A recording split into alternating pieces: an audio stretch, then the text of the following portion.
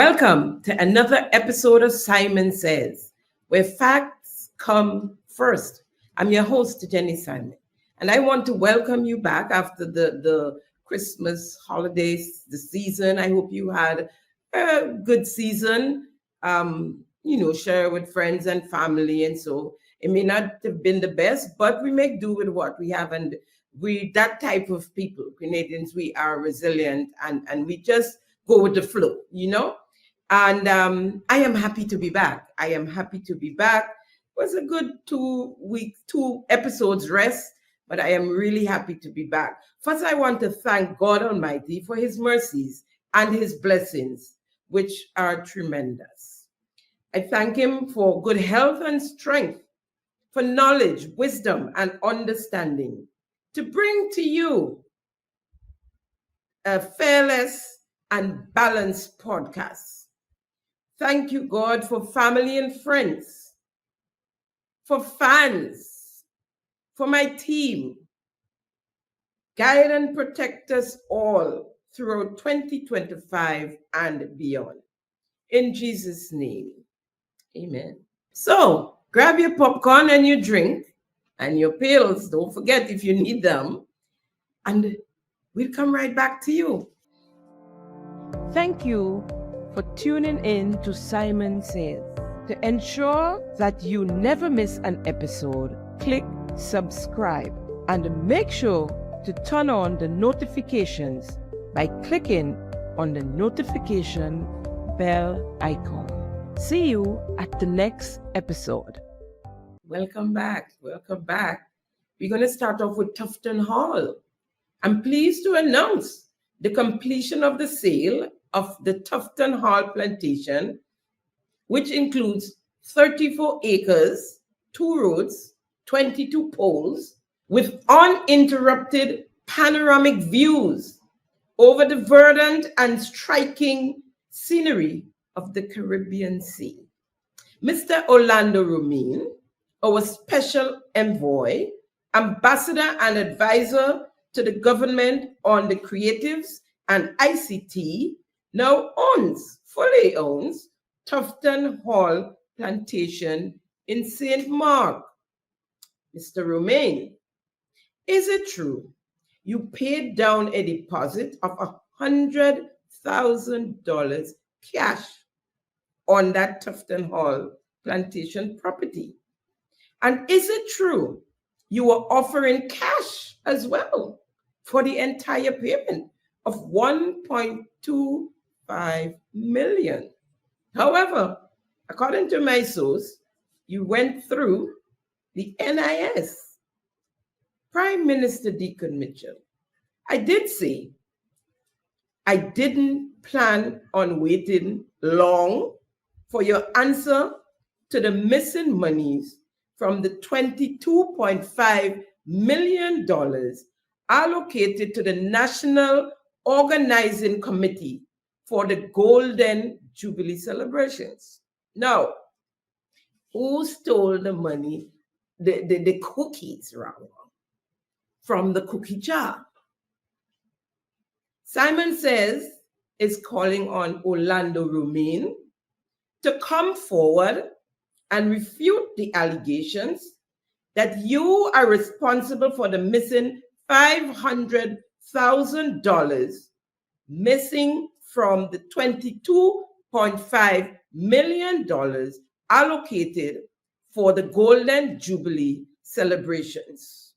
Mr. Romain was the creative director of the celebrations.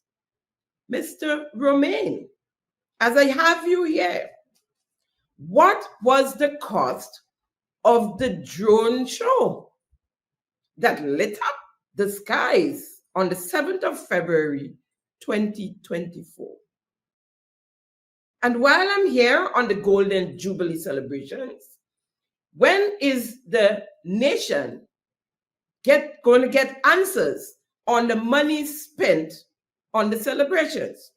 Calling on the leader of government business in the Senate, Adrian Persuada Thomas, you did promise, sir, to come back to us with how the $7.5 million allocated in the supplemental budget 2023, letting us know how the monies was spent.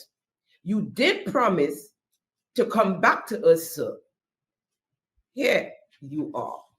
Now, this administration is a very accountable administration, and it will not be anything flying by in terms of abusing the $7.5 million. We will make sure that every cent is well accounted for this celebration. So we await that, you all, so you're not fly by whatever, and we waiting on you, first of all, to come back and tell us how the 7.5 million was spent.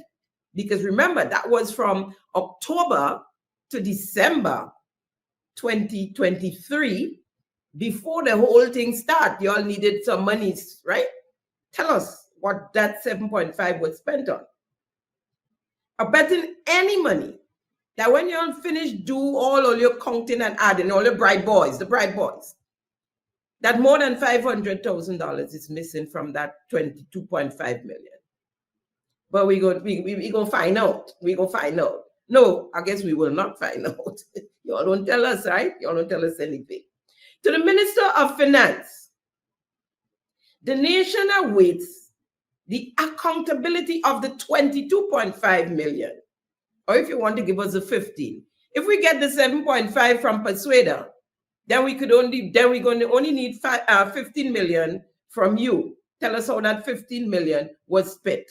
But you're the Minister of Finance, and if we may not get from Persuader, so we expect the total 22.5 million accountability of that money for the Golden Jubilee celebration. We need to know from you, sir. You did promise at the close of the celebration.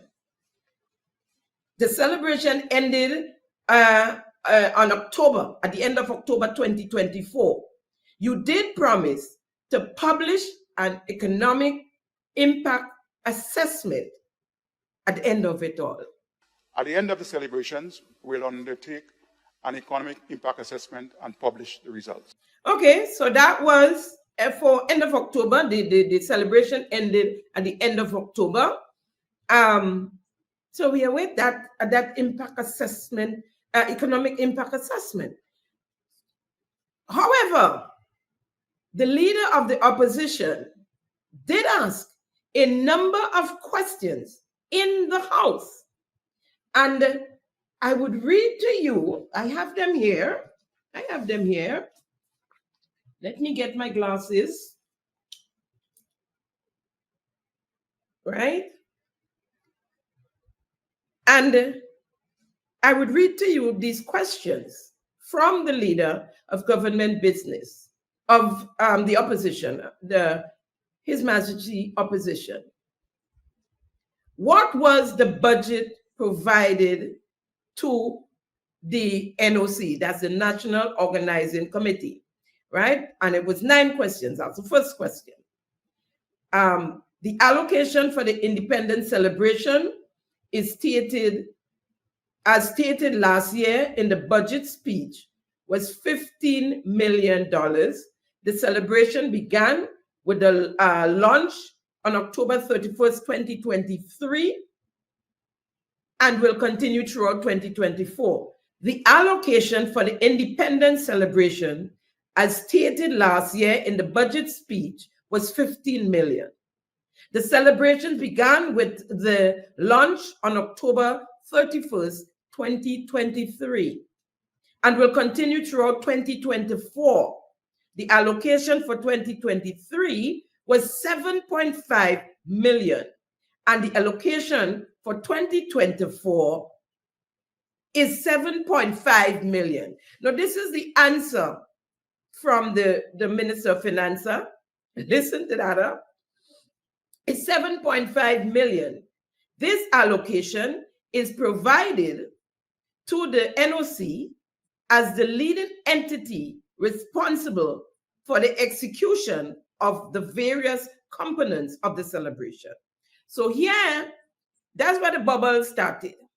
Mr. Cornwall, Minister of Finance, is trying to tell us now that it's only 15 million that was allocated.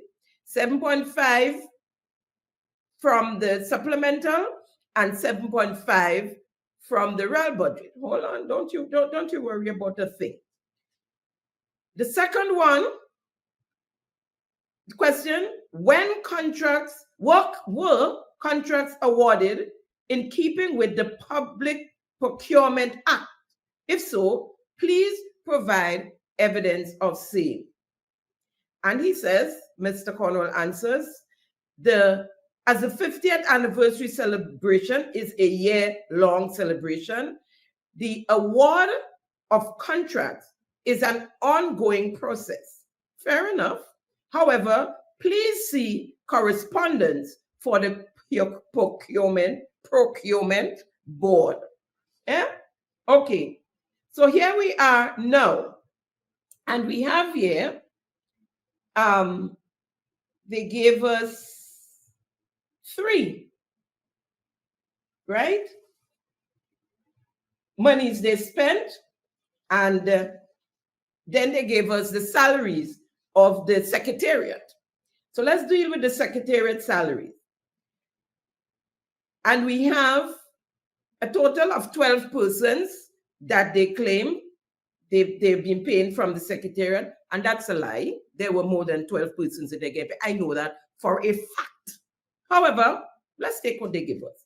And they have a Jarrell Simon, and he was getting, or her, I'm not sure if that's a he or a her, was getting $1,500 a month, a total of $18,000 for the year.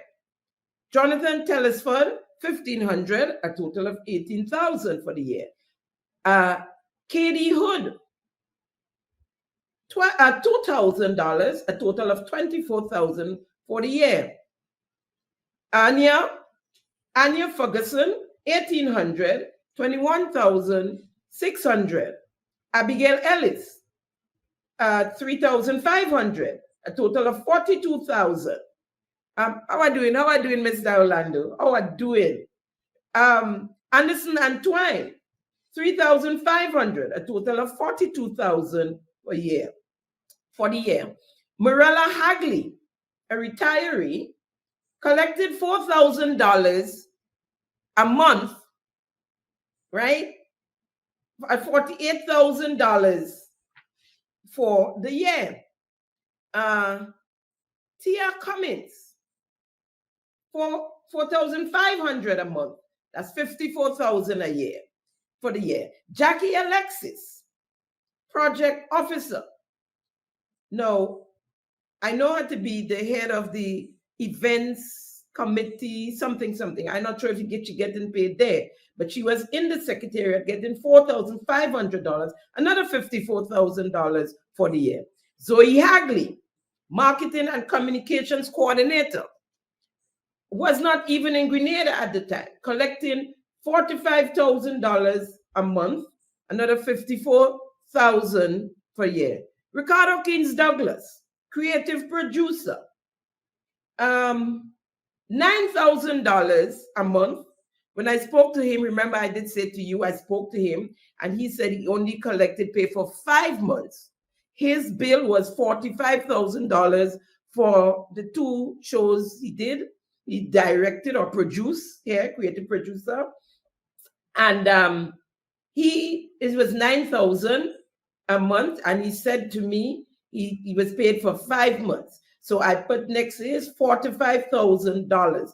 That was his total, and they broke it up in 5 months. So I was told. Gail Purcell, head of the secretariat, $10,000 a month, has a private business, businesses, and it's sat down in the secretariat and got $10,000 a month, $120,000 for the year, right? A total of $375,600, right? That's what the secretariat, the monies paid to the secretariat. And then we had, before I finish the rest of the question, yes, let me give you this here. We had the persons, the contracts that they decide to tell us about was 3, right? This one is for the lights on the carronage, the actual lights, just the lights, not the poles. The poles come in different, the metal poles. And this one is $290,750 was paid to Luma Lighting Decor, and they got almost $300,000 to do the lights, right? And this is coming from the cabinet secretary, Ms. Cavell Lett, right? Office of the Prime Minister, Sir Eric Gary Garden Stantine, right? No objections to award contract and the lighting project for the carronage for the 50th anniversary of independence, right? Then we have another one coming from the same Miss Cavellette. Nobody knows why. It is addressed to her and for these people. And this one is the fireworks, right? And this one is, the company is Spice Isle Fireworks, and they received $20,300 for the fireworks, right?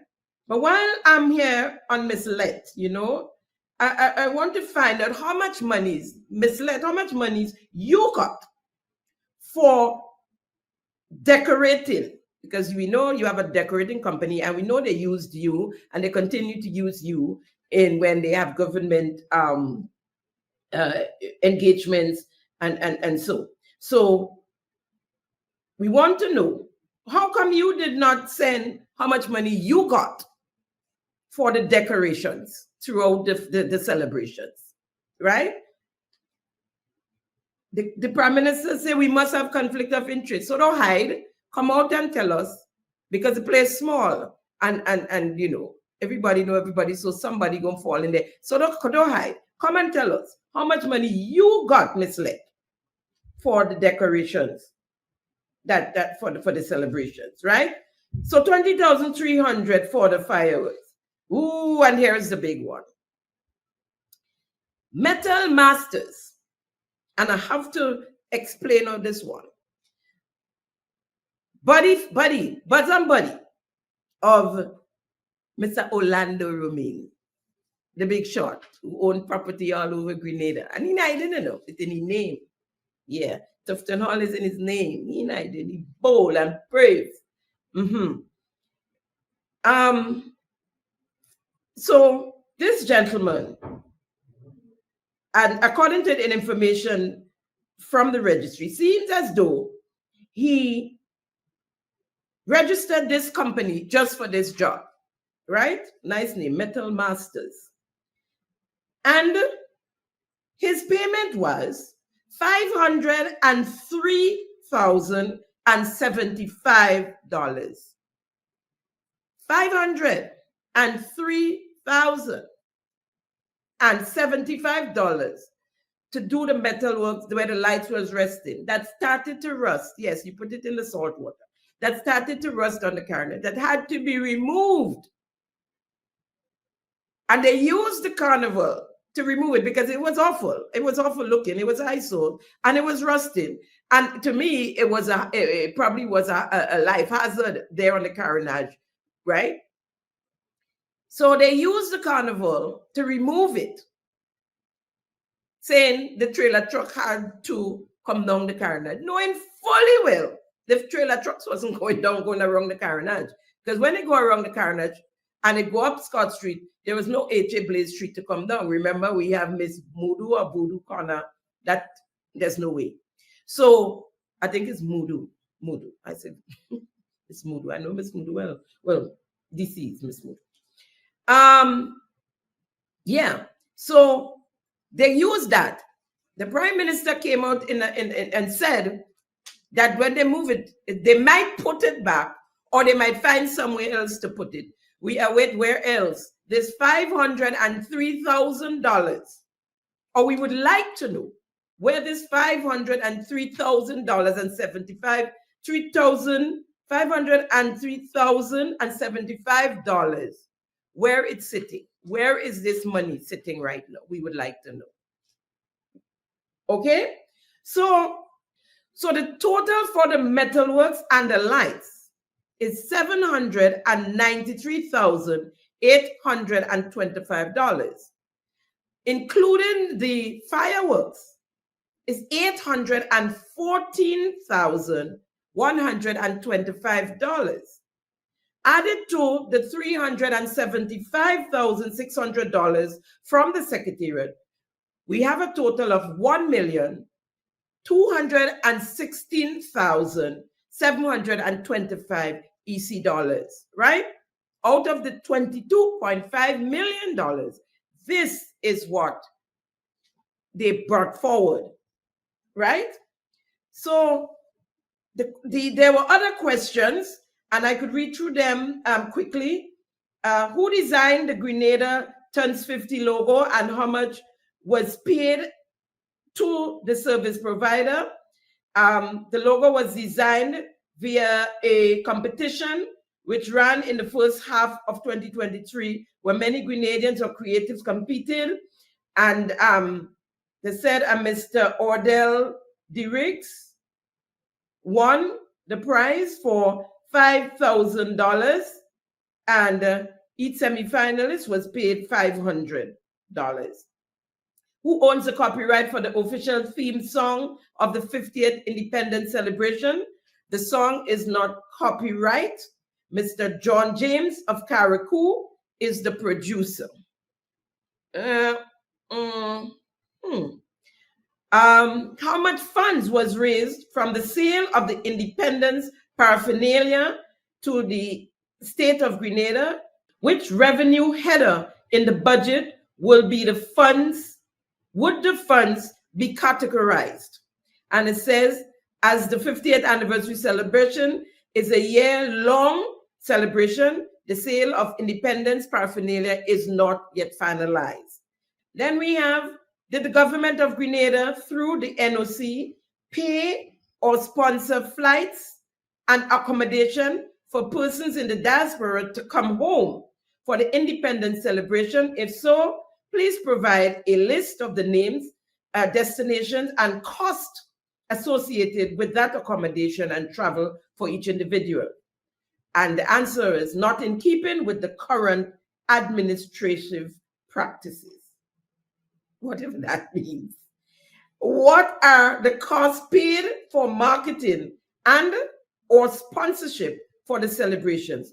The 50th anniversary celebrations is a year-long celebration. The cost of the marketing and the sponsorship for the celebration is not yet finalized. How long would the Secretariat remain in existence? As mentioned before, the 50th anniversary celebration is a year-long celebration. In fact, it runs for a little over a year, as the program year as it is programmed to conclude at the end of 2024. Therefore, the Secretariat will exist until the culmination of the celebrations, folks. So, here is the Minister of Finance, Dennis Cornwall, in the Parliament, attempting to answer these questions. Speaker, as I stand, I just want to say that I am happy to hear you speak to the fact that you went to Westminster and had an opportunity to sit and listen to the officers of the House. So I assume that would aid the further development of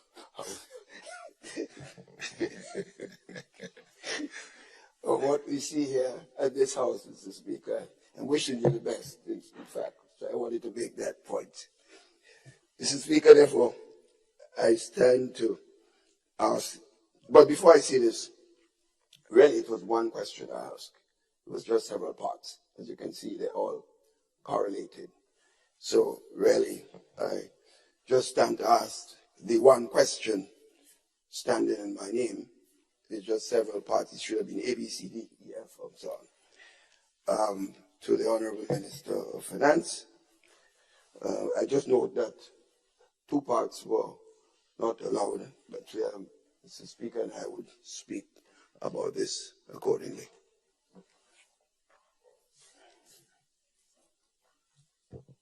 So, Honorable Minister for Finance. Thank you, Mr. Speaker. I rise to indicate that I have acknowledged receipt of those questions, 9 subsection of those principal questions. I must also say that the National Organization Committee was the committee charged with undertaking the activities for the national independence as well as the parish activities that is now ongoing. Some of the questions I will not be able to answer them immediately because they will require that all the activities be conducted and an audited financial statement of the event would need to be put in place before I can give you an answer that is going to be authentic, because I would not want to put my foot in my mouth at this point in time to make statements that are not factual because I don't have the data. However, I have communicated with the National Organization Committee to provide me with most of the answers that are available at this point in time. So I will wait until I get a feedback from that organization with questions that I have given them so that I'll be able to at least report to this Honorable House. Thank you. All right. Thank you, Honorable Minister for Finance. But I want to urge that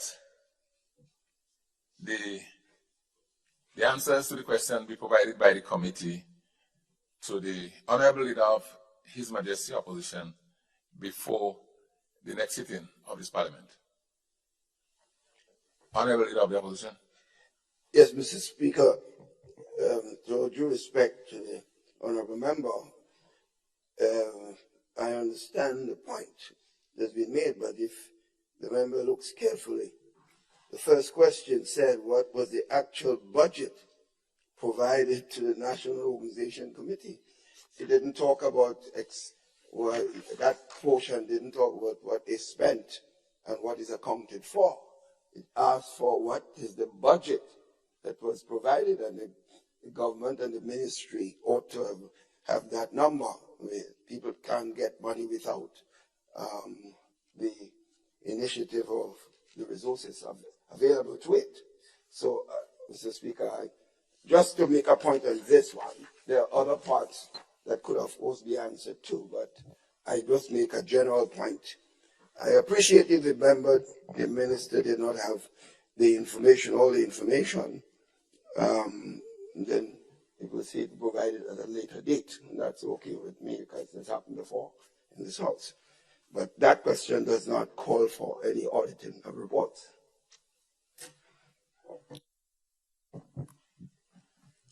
Honorable Minister for Finance.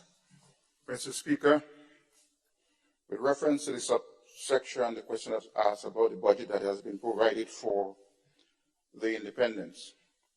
It's no secret because it's a public information that sometime in September of last year, we came to the House with a supplementary estimate to the amount of $7.5 million for the carnival activities. We said that this was needed to provide for activities that would have actually been needed prior to the independence itself. And again, in this Honorable House, Mr. Speaker, we did pass a budget that included the sum of $15 million for the independence celebration. If I should add both of them together, I think it works out to be about $22.5 million. However, I cannot tell you at this stage that that amount of money has been transferred to the National Organization Committee, and therefore I'll wait until I get a response from the ministry and the committee as to what has transpired there. Okay? Thank you. All right. Understood, but my position is that we try and provide the answers before the next sitting of Parliament as far as is possible. Honourable Minister, as far as possible. Yes. Honourable Leader of His Majesty, Yes, Opposition. Mr. Speaker, I don't want to prolong this because I don't think it's necessary, but I just really need to make the point. A budget document passed in Parliament, it could be one thing. It does not say what has been transferred to a particular organization for particular activity. And therefore, just referring me to what was passed to the Parliament and what was passed in the Finance Committee does not answer this question. So I just don't want, I will not continue this, even if the minister attempt to get up and make another explanation. I would not continue it, but I expect to get the answers to those questions as soon as possible. So there were several sittings after that sitting, and to date, the opposition has not received the answers to those questions. Now, you remember at the beginning when I read the answer to that said question, and this here is coming from a Government of Grenada memorandum, right? And it's from the Minister of Finance to the Clerk of Parliament, and it was dated April 22nd, 2024, right? And subject responses to questions asked in the House of the Representatives. And here, when it was the question, the first question, what was the budget provided to the NOC? And the minister said the allocation for the independence celebration is, as stated last year in the budget speech, was 15 million, right? The celebration began with a launch on October 31st and will continue 2024. The allocation for 2023 was 7.5 million, and the allocation for 2024 was 7.5 million, right? Which gives you a total of 15 million. This is what is in black and white, right? Today, in that clip, what we saw, he was saying, it's no secret. He said, it's no secret that there was an allocation in the supplemental for 7.5 million. And in the budget, at the end of the year, was 15 million.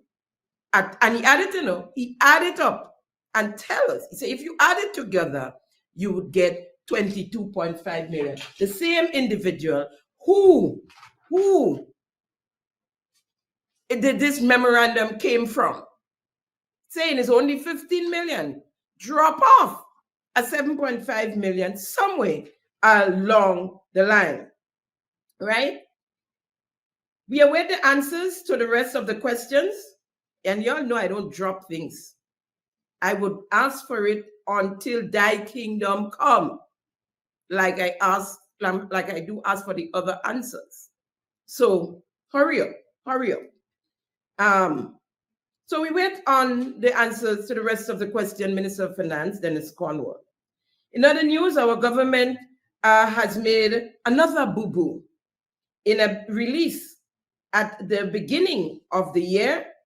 And if you look on the screen, you see it, sharing with the nation the public holidays for the year 2025.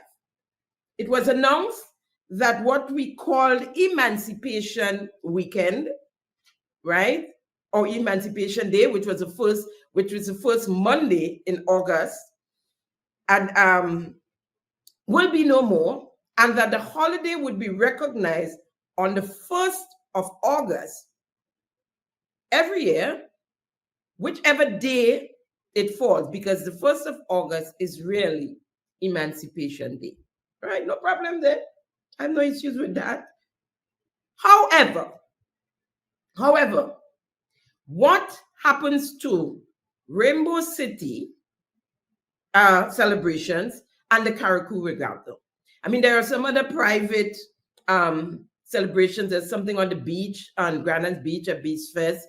I think it's hosted and owned by Shoma Wells. Private, you could tell them, find another day to do that thing. But we have the Carriacou Regatta and the Rainbow City celebrations that's always been held on that said weekend, the weekend of the first Monday in August, right? So we had a holiday there. What happened to that? Chupul, they just don't care. So you need nothing about it. All you see, and I'm not sure because I don't think that holiday is yet gazetted. However, it's on the list and we have a holiday. I'm not sure, we might be locked down with it as well. The independence celebration has become a lockdown. It's either you go in the stadium or you stay inside. And if you want to have a drink or play your music, you stay inside your house and play it softly. And they've made it a lockdown, our independence celebrations. Persons and who wants to use that to generate a little bit of income, things done bad already. That's a no-no. So all of a sudden, the independence celebration has become solemn, like the Heroes' Day celebration. And we just sitting here like ducks, being ordered around and bullied by Deacon Mitchell and his administration. But I know, and we all know, the administration, it had nothing to do with it, meaning the rest of the cabinet. Well, the second cabinet, right? So we would just like answers to this question. What happens to the Rainbow City celebrations and the Carriacou Regatta, since we don't have that holiday weekend anymore? 2025, my friends, is going to be a defining year for many in the politics of Grenada. The NNP has a new leader. Congratulations to Mrs. Emmeline Pierre. And they have made history in the person, in her becoming the leader of the new National Party. There's the first ever woman political leader. She now has the task of steering the ship forward into the next general election, which is constitutionally due in 2027, but which we pray God, or at least I pray God, will come sooner than later. All eyes will be on her and her party as they prepare and campaign to re-enter office, so to speak. Simon Says we'll be keeping an eye on Mrs. Pierre and the new National Party. Speaking of campaign, the Prime Minister, Deacon Mitchell, found it necessary to tell us in the Parliament, in the last sitting of the lower house for 2024, that he will not be calling elections in June 2025. This from someone who has been considering snap elections throughout 2024, but just couldn't catch a break to do so. Now I understand why the NDC needs all the time they can get to show some sort of relevance as a political party who promised to transform Grenada. Now, they were unable thus far to stand by their vision. And what I'm saying to you here comes from the NDC booklet, their vision, their mission, and their core values. It's all in here. Now, their vision: a green, equitable, and prosperous Grenada for all. By practicing the most blatant levels of nepotism and inside corruption this nation, Grenada, has ever seen in its political lifetime. The mantra, putting people first, right? So they say. Old man had a sack, the little sack walking around him. Old man, Jack, and the brother, in some cases, have the little sack walking around. They have gone against their mission to build a prosperous Grenada based on environmentally sound principles and a just and equitable society. Jobs for the boys and girls with only 1% eating enough food.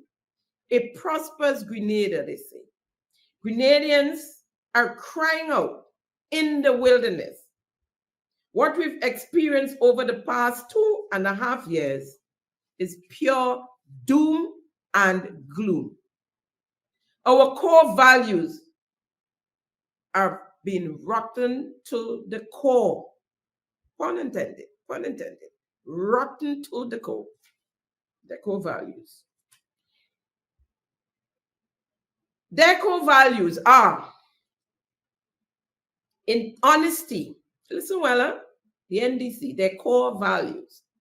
Honesty, integrity, transparency, accountability, self-respect, tolerance, patriotism, equality, justice, and good governance, which includes respect for the rule of law and the institutions of the state. Let me say this little piece again, which includes respect for the rules of law and the institutions of the state.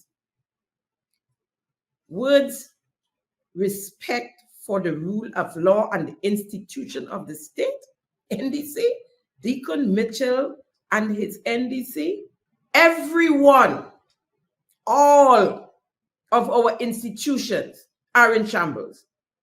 And some have hit rock bottom, everyone. Healthcare is in a mess. The minister himself said, and I'm paraphrasing here, that since 2022, our health system has deteriorated even more. He admitted it, right?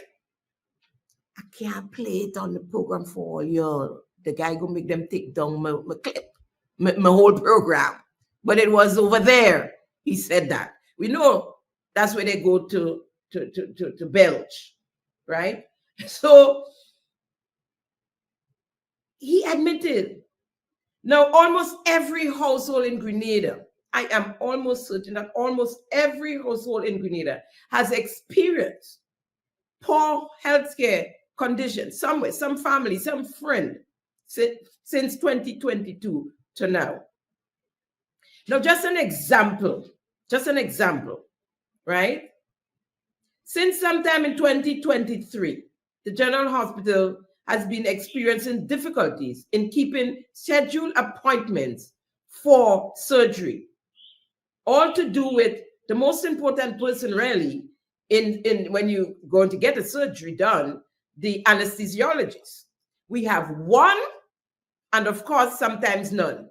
Because if that individual is ill, when they have to take a vacation, and it's important that they do, because that's not a job you can fall asleep on. You have to be careful. That's a matter of life and death, right? When you apply an anesthesia to a patient, right?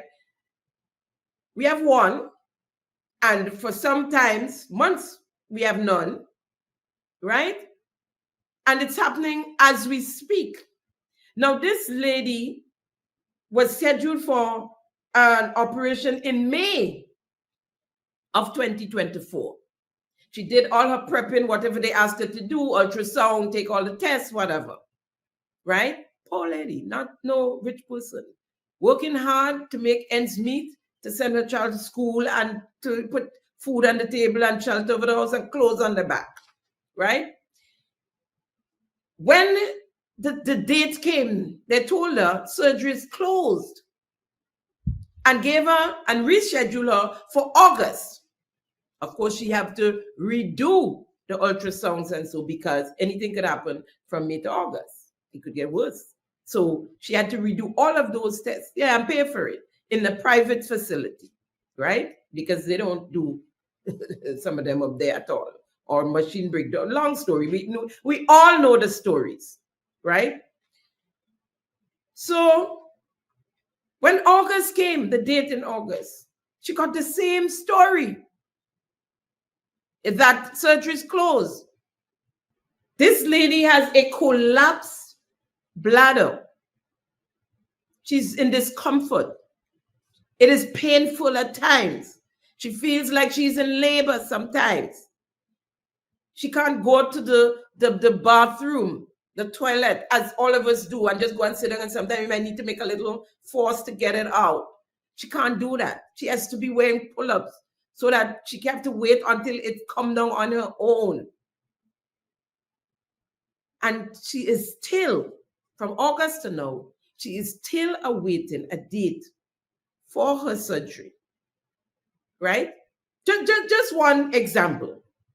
Just one example. And then, of course, she'd have to make or do all the preparations again for the ultrasound and everything, and pay another set of monies when they give her another date, right?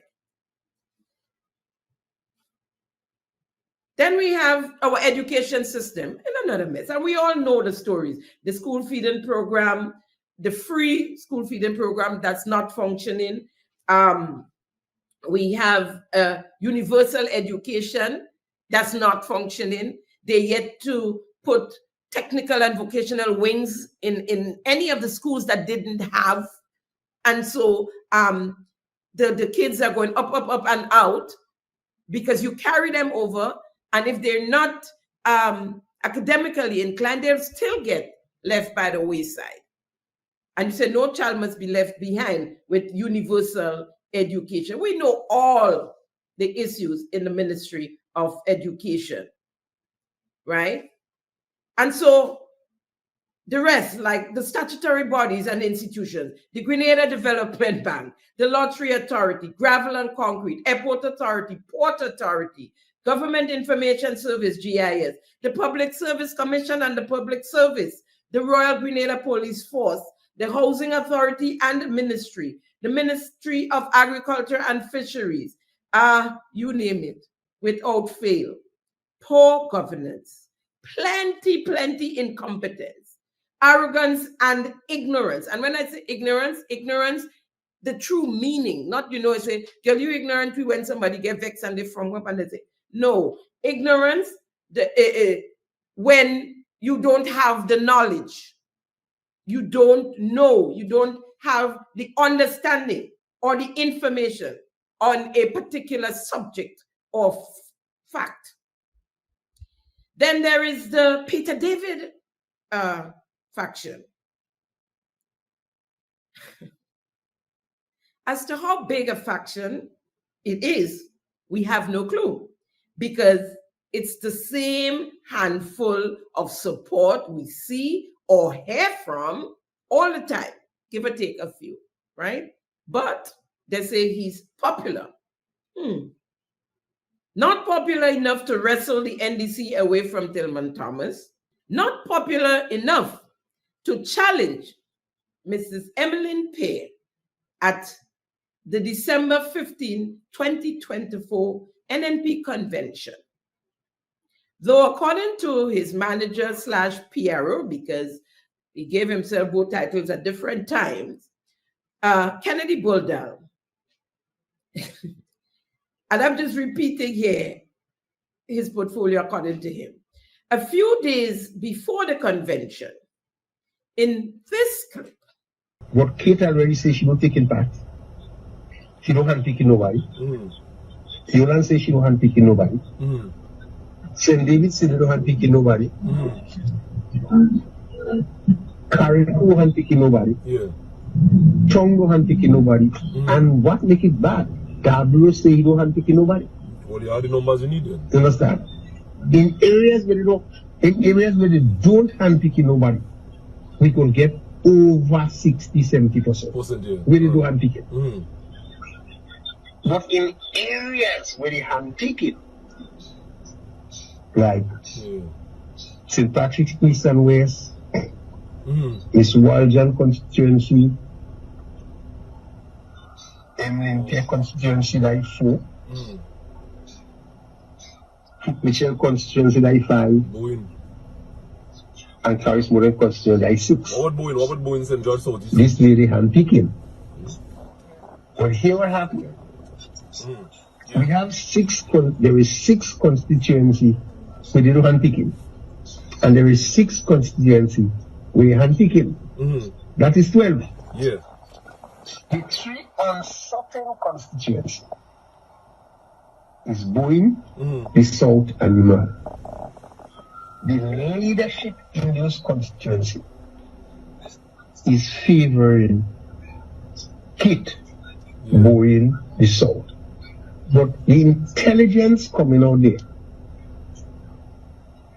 with a strong possibility we can get 40% or 30% in those 3 constituencies. Oh, that's good. That giving it the numbers I need, yeah. So that shows, yes, because let's look at St. Patrick's East. St. Patrick's East have only 6 polling stations, right? And we almost certain we could get, it's 2% polling station. We almost certain we will get 3.5. So that leave you with 2.5 to Kit Mitchell. You will get 2.5. Yeah. But very advantage for Kit is that when they selecting people for the constituency branch, it's about 5 people. He can get over 60%. So the point is that if we get 7 people in the different polling division, he going to get 2 and 2, 4 and 1, 5. We get 5. So although we're leading him by 2 in St. Patrick's East, when he take the 5, if he get the 5, it will still lead us by 3 votes. But that is not a big margin, you understand? It's not a big margin. Because you have to take into consideration the undecided and who would come on the day and the people are the silent voters. You have to search which direction to go. Yeah, we could always make up for it because the 3 biggest constituencies is Carriacou, St. David's, and Uran constituencies. Understand? Uran didn't have the most delegates. St. David's a big constituency. Carriacou is a big constituency. You understand? You know that big constituency is in the South. You understand? So because those big constituency feel like Peter, and we could still get about 20 to 30% in the South, it gives us more than an even chance and get about 30% in one constituency. Yeah, but would he try to because block, even would he try to block him? When we check in St. Andrew's notice, right now, based on our intelligence in St. Andrew's notice, only 2 or 3 people we don't know about in St. Andrew's notice. Copperhead wife and the wife. But Copperhead wife, you can't trust her. She always saying she like Peter, but if Kit Michelle going, she would have voted for Kit Michelle. And the day that could change. But you don't know. You know, because Copperhead and Peter is really good friends. But she come out in Happy Hill. Copperhead wife come out in Happy Hill. Oh, okay. You understand? And my person, I tell she meet Peter, you know, say Peter watch. I support you know. I say Peter no back on that. No back on that, that games. She come out in Happy. You understand? So we always be very conservative, you know, in our calculation. Very conservative. Now, they said they had all the numbers they needed. These guys been on the ground since 2013, because that was the plan. No if and but. The plan was to get into NNP and to take over, to lead NNP at some point. So they've been on the ground. Then you hear them? They do all this intelligence. They had all this information. The maths wasn't mathsing all the time, but they had the figures. They had what they needed. First, let me say, those were the voices of Kennedy Buldell, the main man speaking, and the one chorusing is Ian Thomas Django, aka Django, of the NDC, so-called NDC surrogate, right? Yeah, to eat a food, yeah. But is he a real NDC? To be in that conversation, is he a real NDC? And I think later on, I had to cut the clip because in an effort for time, he said he spoke to Peter earlier on and gave him some information. This is Django saying this to KB. Gave him some information that, who are you really, right? So they have it down pat, right? Now, in any elections, a convention within a party, and all party does it, you garner support, right? If you are able to get the support from the ground, from the delegates, everybody trying to win. It's not a joke. You're not going to sit down there and say, I'm not going to ask these people to vote for me. Everybody campaigns to win. So most times not in the open, right?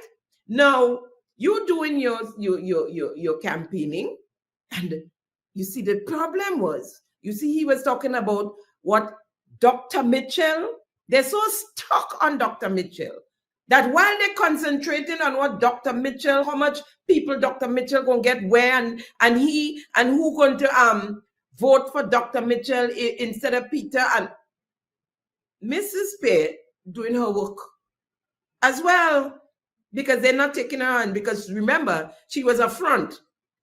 And it's really Dr. Mitchell that was going to be nominated from the floor, la, la, la, la, la. We know all of it already. In the meantime, he is saying they are doing their intelligence. These are guys who worked with the, who was involved with the revolution. And we know some of them went all to Russia to learn intelligence, how to deal with intelligence. So they're doing their intel, right? Not them alone doing intel. So why you vexed? Because I am certain that in the tongue of St. George, where Mr. David had control over the delegates, that he would have chosen delegates who's going to vote for him. Who would choose delegates who do not support them or their cause? No one.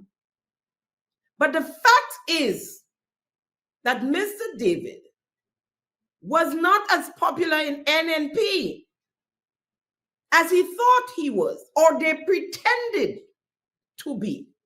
Same as inside the NDC. And so when water more than flour, and there is all of that, what you hear, there was all talk. Who say they in hand picking? Well, if all these people didn't hand pick, why were you afraid to go to the convention? Now, listening to that clip, and remembering what Mr. David said some weeks ago in a conversation on a talk show, Sunday morning talk show, the Bub Report, I was surprised, and only because of that, what KB said there and what he said on that program, I was surprised that Mr. David did not show up at the convention, announcing the evening before that he was pulling out, and you know the works about the gerrymandering and whatever else, right? Hey, Mr. David. And you talk about fracture here, Mr. David. And speaking of fracture, in the last couple of months, we saw two veteran stalwarts of the party come forward to express some of concerns in respect of the transition to new leadership in the party. One, Dr. Bert Brathwaite, a very, very good friend of Dr. Mitchell, as a personal friend of Dr. Mitchell, as well as Mr. Anthony Boson, the former member of parliament for St. Patrick West, who has also served as chairman of the party in many years, for many years. Are there concerns that there might be some tensions or fissures in the party owing to the fact that these two stalwart members, these are not amateurs who just joined the party, shall we say 10 years ago as you did, but these are people who have been in the party for a long time. Yes, and these are people who are offering their ideas. The same point I made a minute ago. You call it fissures. What you call it? Fissures. Fissures. Yes, fissures. Yes. Tears. You call it fracture. I call it debate. You see, Kellogg, we must get used to debate. Look at the Democratic Party. You in the U.S. There was a big debate recently between, Biden and the party, the leadership with Pelosi and Barack and all of them. They're having a big discussion. What should we do? It didn't represent a fracture of the Democratic Party. It represented ideas that people are offering on how to build the party. I have been a member of the NDC. I'm a member of the NNP. I've been in politics for the last 50 years, and I've seen these debates. Now, sometimes these debates can go overboard. I believe the issue in this debate is to keep it civilized. Dr. Joseph has offered an opinion. He believes in a particular direction. Dr. Brafitt has done the same thing. And believe you me, there are others within the party who quietly express their position. But all it represents is a debate taking place in a transition period. The party recognizes that it's a transition. The party is having a debate. The party members are involved in the debate. Some of the debates heated, some of the debates people agree, disagree, agree to disagree, and move forward. But I think at the end of the day, what I am confident about, Kellogg, absolutely confident, is that we are going to go to the convention united with our debate. We are going to exit the convention united, and all of us will move forward together. The old, the new, all of us move forward to build this. I can't add anything to that. I mean, that's how it's supposed to be. That's how it is with all elections in the US, wherever. After the campaign and we have a winner, everybody come together and rally together for their party. That's how it's supposed to be. I cannot add or subtract from that. Now, in reality, and knowing Mr. David, whatever little I know of him, just from being in the NDC and being on the executive together, I was not surprised that he pulled out, because he's a coward. Generally, he's a coward, right? Causing all this turmoil inside the party, inside the NDC from 2010 to 2012. When it was time for the convention, where he wanted to remove Uncle Tilly, right, in this special convention. Well, they didn't have a special convention for him, but I guess he could have come and state his case, why he thinks that Uncle Tilly should not lead the party going forward, right? He did not show up. He did not show up and sent he was the general secretary at the time of the party, right? And he sent in his transcript as Gensec to be read out by the then acting chairman of the party, Pastor Stanford Simon. He was acting because the chairman was on the run at the time. He skipped and went to Trinidad at the time for fraud. So he was on the run.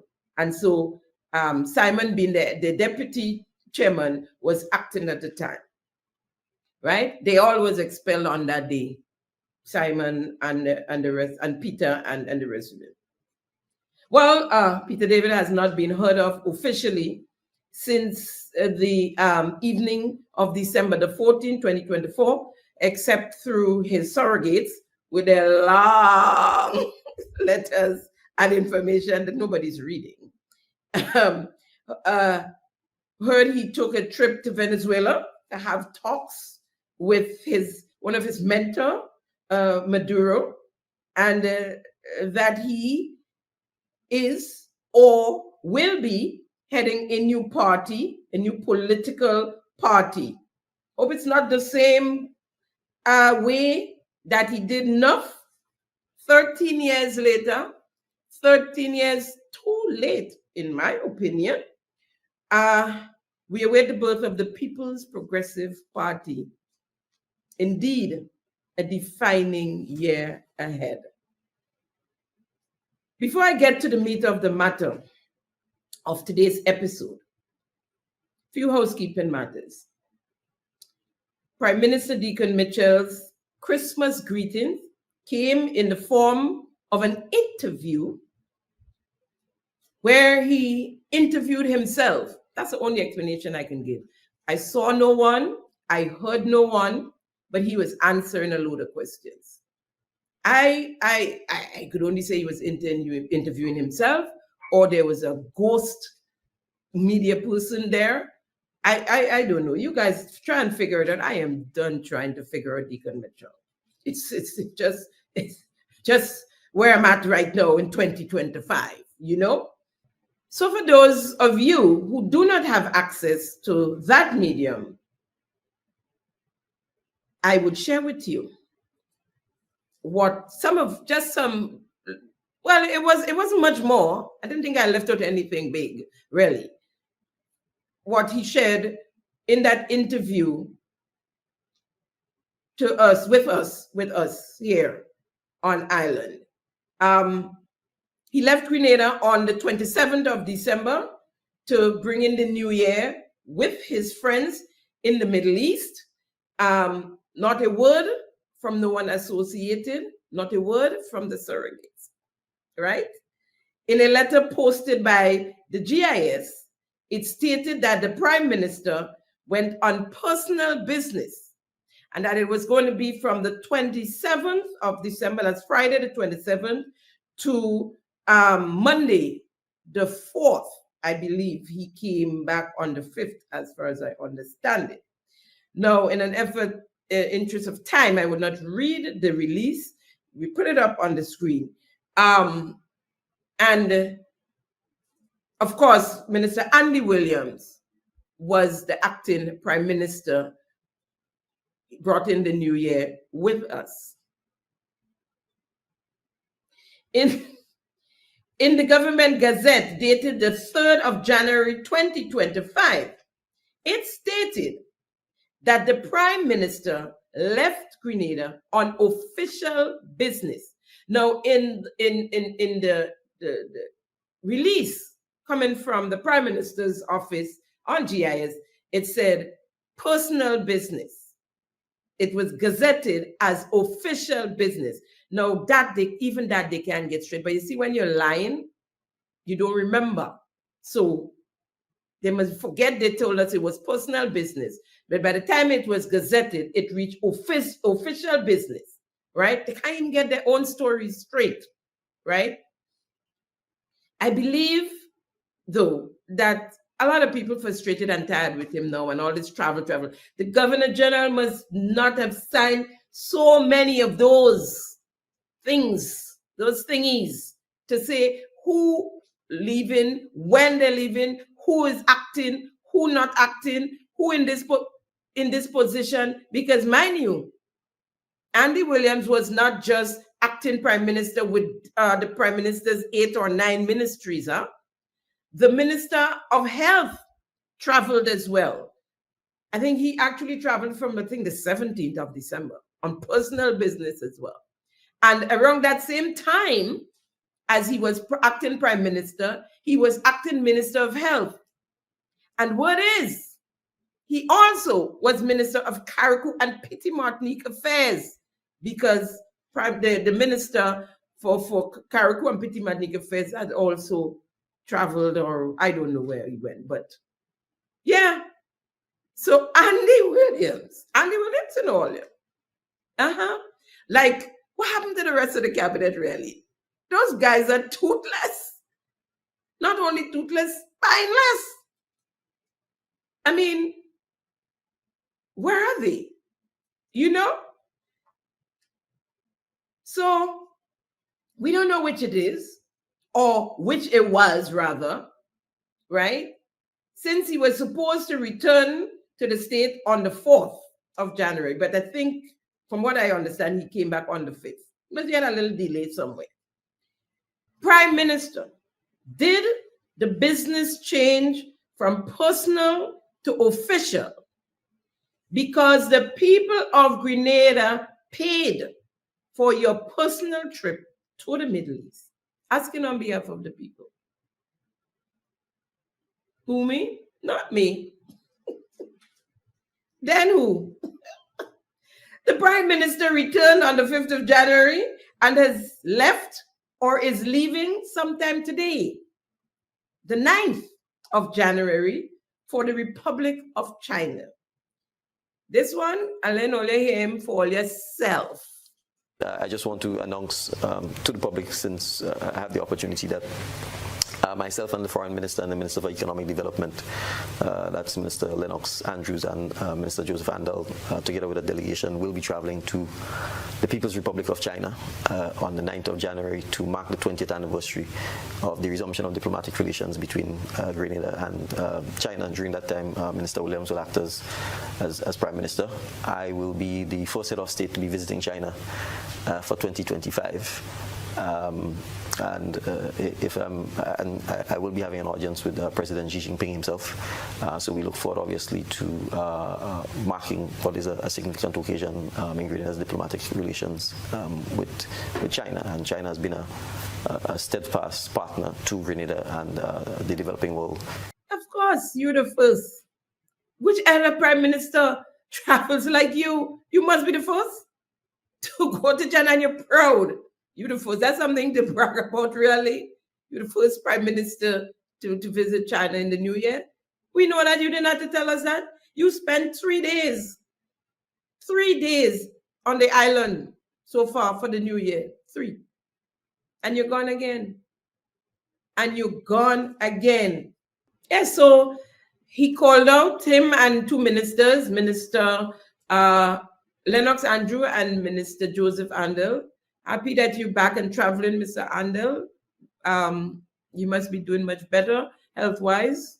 I'm happy to see that you're back and doing much better. By God's grace. By God's grace. Yeah, so and a delegation. I hear it's some huge delegation. But we've only seen photos, you know that, right? They've gone off to China to celebrate the Grenada-China togetherness. Moving back to the Christmas greetings and year in review self-interview. I'll share with you some excerpts from that interview. The school bus pilot project. Lest we forget, the school bus pilot project was carded to begin in September of 2024. The electric school bus. Let's hear what the Prime Minister said then about that pilot project. The third one, I would say, is our school children. And as the CEO has indicated, we are hoping to be in a position to begin a pilot. We are approaching the end of the third school semester, and then we have the summer period. So we are targeting September, which is the start of the new school year, to be in a position where we can have at least a pilot in operation or beginning operation in terms of how we treat with school children and the accessing of school children. Today, the Prime Minister is singing a different tune. Nothing new, because you see, he bright and he don't need pen and paper and he don't need nothing to document nothing. He just, and we can tell he making up stories as he go along. So when you do something like that, there's nothing concrete. You're just talking, babbling, just going on and on and on. We know it's a case of chronic foot and mouth disease. He has. It's obvious now. Mouth open, word jump out.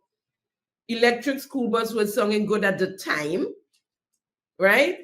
Like the 2 aircraft that he'll just get vexed and purchase if they continue the Leah thing like that. He just purchased 2 aircrafts, right? Then he realized he can't just purchase 2 aircraft and fly them and land in the people country. But that was all talk anyway. He wasn't going to purchase 2 aircraft. We know that. Or the net on the horizon to catch this sargassum before it landed. It landed on our beaches, on the shores. Or the Grand Lake bucket truck that are going to the mountain to pick fruits and the freezer, the containers that's in every parish is the 20,000, the 20-foot and 40-foot containers that would be placed strategically for farmers to store we need have enough to eat, much less to store.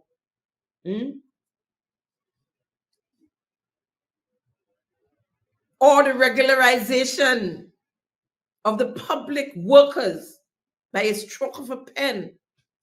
But before 12 months of their coming, today is private transportation turned public, and the buses would be retrofitted with all kind of niceties. The parents would be able to see their children on the bus all day. I don't know what the children do on the bus all day, but nice things would be happening. Hear him for yourself. Preserve kindness, preserve generosity, preserve wanting to help other persons, not just being bright, not just being a good trackster, not just making money, but also the values that will make the society actually cohesive and inclusive and tolerant of differences that we may have. This is an initiative we are really excited about. The Transport Commission has been doing a lot of work behind the scenes. It's led by Chairman Francis Paul, an attorney at law, and I want to thank him and other members of the Commission who've really been doing human service. I want to pause here to point out the Commission isn't just made up of Grenadians in Grenada. It is made up of Grenadians in the diaspora. It's one of the statutory bodies that has benefited significantly from the expertise of the Grenada diaspora. And I want to re-emphasize that part of our commitment as well is to make sure that we can leverage and use the diaspora in helping the growth and development of Grenada. So thank you to the Commission for the work they've been doing. Amongst the things the Commission has been looking at is a school bus pilot. We recognize that there are significant challenges with the transportation system in Grenada, and in particular as it relates to school children. And we understand why, because the cost of a fare for school children is subsidized by the private bus owners. That's the truth. We ask them to collect less for students, and in an environment driven by competition and driven by the need to make money to meet their obligations, there are challenges oftentimes where they simply don't take the school children. And there are other issues, the safety of our children, preserving their innocence, having them on public transportation where they meet random strangers who are adults, who could be drunk, who could be abusers, etc., poses significant challenges to the safety of our children, as well as even things like punctuality. Because in some villages, if you don't get that bus by a particular time, you know what happens, there's no further bus. So we are going to be launching what we call Spice Bus. Let me repeat it, Spice Bus.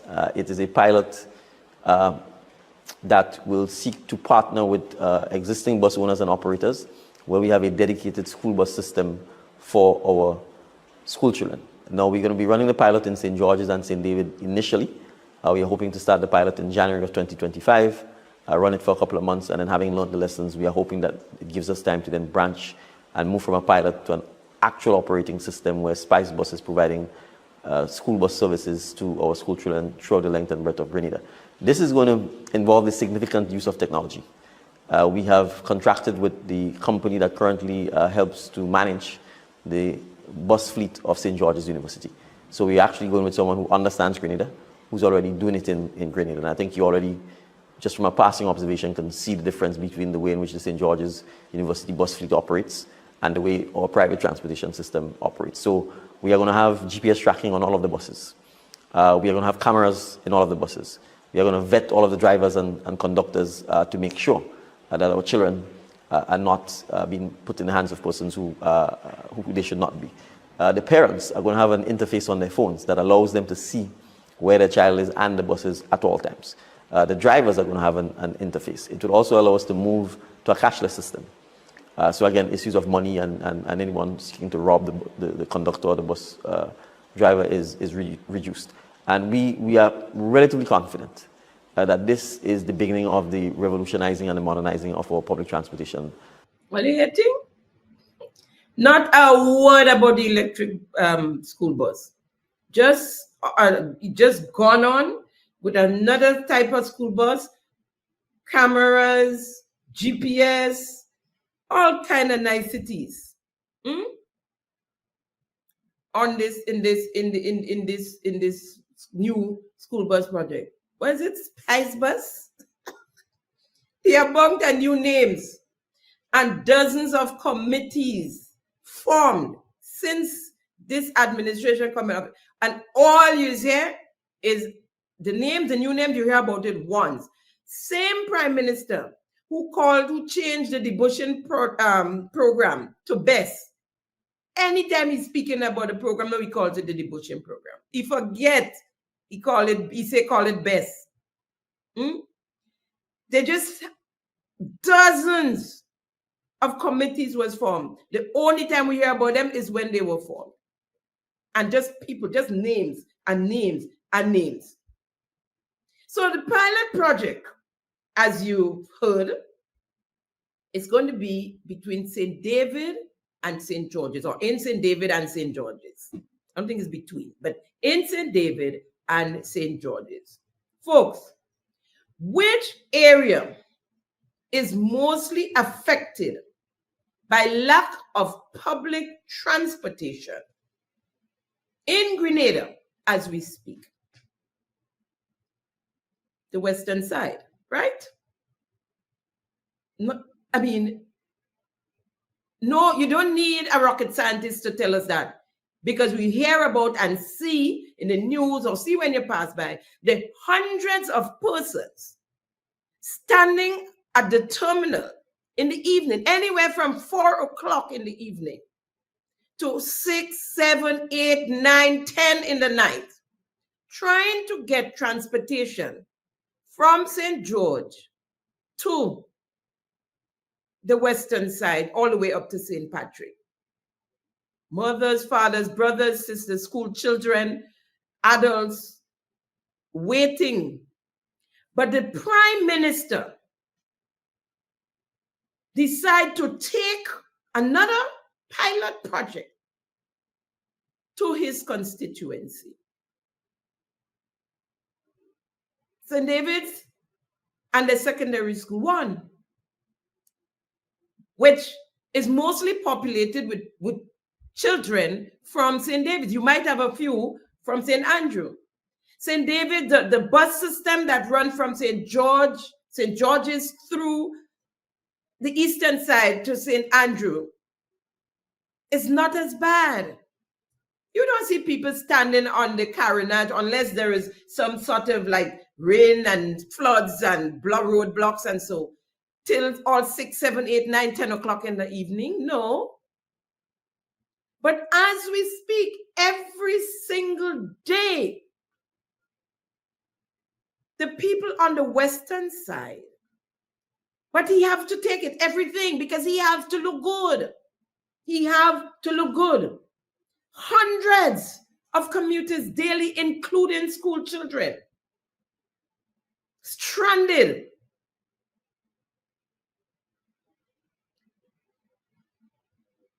Mr. Lee refurbishing community centers, all in St. David.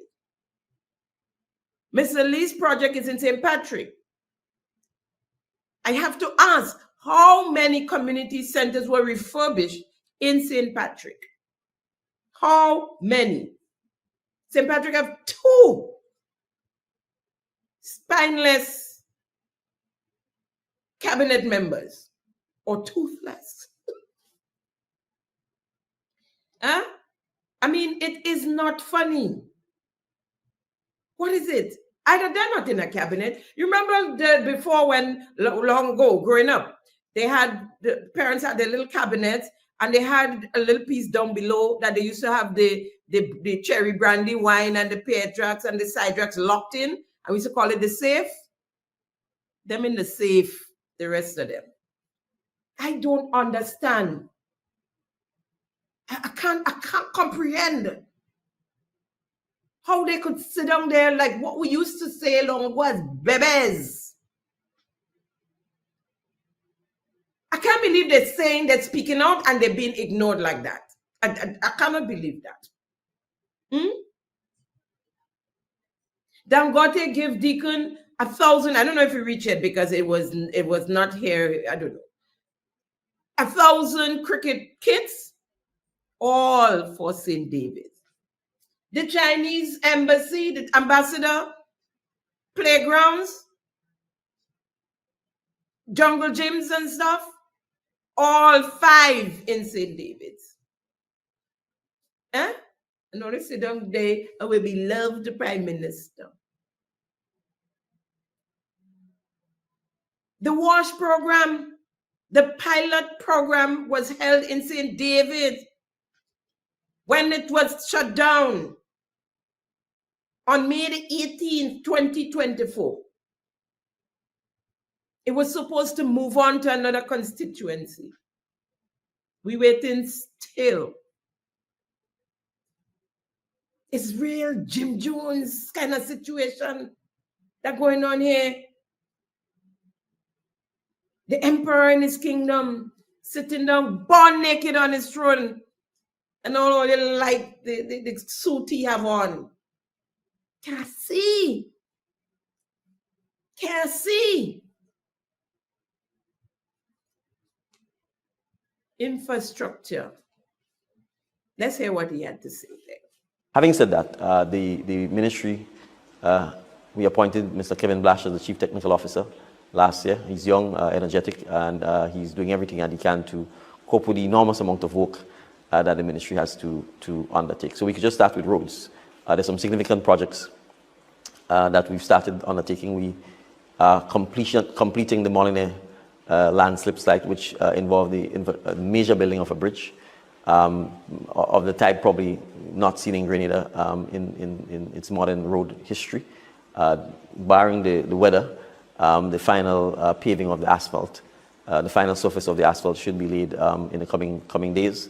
So that's a major feather in the cap of the Ministry of Infrastructure. We now have to stabilize the top slope and the bottom slope because land slippage is a risk.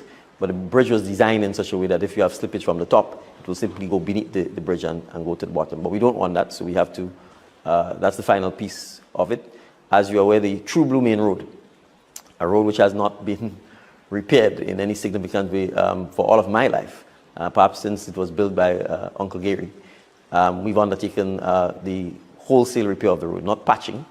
In areas where there are no sidewalks, we are constructing the sidewalks.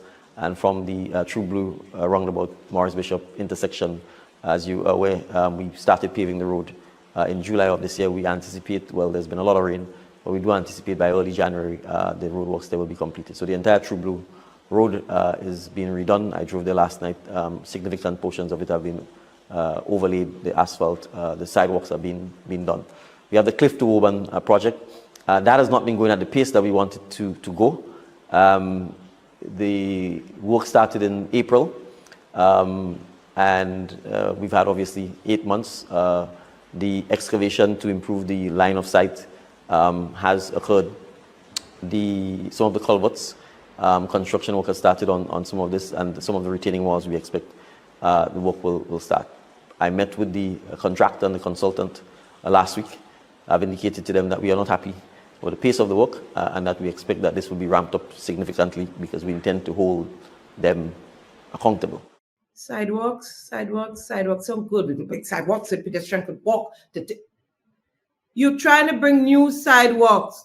All the old sidewalks break up, mash up, health hazard, life hazard, all the carnage break up. Tantine break up. Downtown St. George's, where the tourists have to walk, sidewalks break up. But you're studying to make sidewalks from Tongue to St. Patrick. And sidewalks from Point Saline to Tongue. Nice, welcome if we can do it. But fix what there. I mean, the place in a state, and don't tell me about flood and rain. Rain and falling every day. The place not flooded. And this is not the first time we had rains and floods. This is not the first time.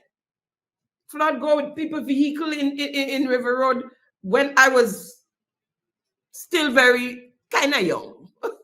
So, oh, Jesus. Look, you have to laugh, you know. You have to laugh at times because let me tell you, and relax. You have to laugh and take deep breaths. All sidewalks mash up. You go look on the screen. Just take a good look. St. George's, the carnage, our pristine carnage that I continue to speak about. I hearing them businessmen on the carnage talking about the carnage. Again, where all you gone? What happened? All the toothless too? This is the worst I've seen the carnage in my lifetime, and I'm not so young.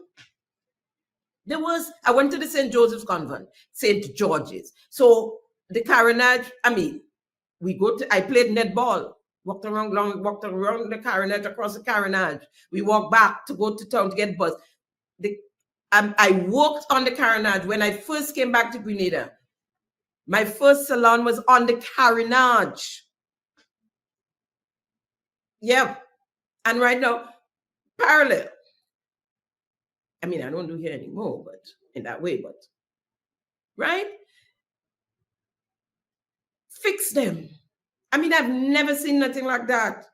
Going to St. George's, business people complaining about the state of the walkway, break up, vehicles swinging all in front of the door, water flowing because the drains are blocked. And since the fire, another thing, since the fire, the drains are blocked. As one businessman said, he commended the fire truck and the RGPF. They did what they had to do and they move on. Nobody from the Ministry of Infrastructure came to see what they could do.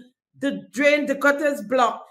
So the water, if a drizzle, the water flowing in front of the people's business place, the vehicles swinging in front, they're splashing water into the people's business place. In St. George's, as I speak. I was there on what, Tuesday? But you talking about sidewalk from where and sidewalk from where to where and sidewalk. Fix the sidewalks that there now. People are going to break their limbs in these holes, in these broken sidewalks. People are going to trip over. Tourists. Just know they're going to tell them, don't come off the boats when they reach Grenada. If they only know what the sidewalks look like right downtown St. George's. Oh, come on, man. Stop all this talk now, man. Time to get to work. The True Blue Road project. Saying it over and over, this thing about since Eric Gary fixed the road. That's not true, and you know it. Stop telling lies. That's not true. But this True Blue Road project that you did only run and do it because the CARICOM heads, I think was it the 27th? CARICOM heads was supposed to happen then. In the rain, in the storm, in the floods, you all went and lay asphalt. And since then, y'all digging and fixing. Since then, up to now, that road project should have been done. But because it was done poorly, because it was done in the wrong time, because it was done probably with the wrong contractor. But you know that Andy boy, he got the shake and he got the $100,000. I ain't asking you to investigate that no more, Deacon. No, because there's nothing to investigate, really, because you know for a fact, I know for a fact that Andy collected $115,000 from the contractor for the Cliff Road project. I don't know if it's below because it was right kind of after that he got the one for the True Blue Road as well. So stop talking about since Gary. You never think it was done. It wasn't done since Gary. What? Are you kidding? And you know that is not true? But if you say it enough time, you think people are going to believe it, huh? And then you went on to the Molinaire project. The same thing happening. The same contractor. The 2 pieces of asphalt road in the beginning and in the end already cracking up and breaking up and had to be dug up and redone. And we ain't get the top layer yet, huh? That's the layer before the top. We ain't reached there yet. A road open without the top layer, and you said that will be coming soon. But the layer that's there is already breaking up and cracking up, already have holes, pothole. Spinning top in mud, wasting our little resources that we have.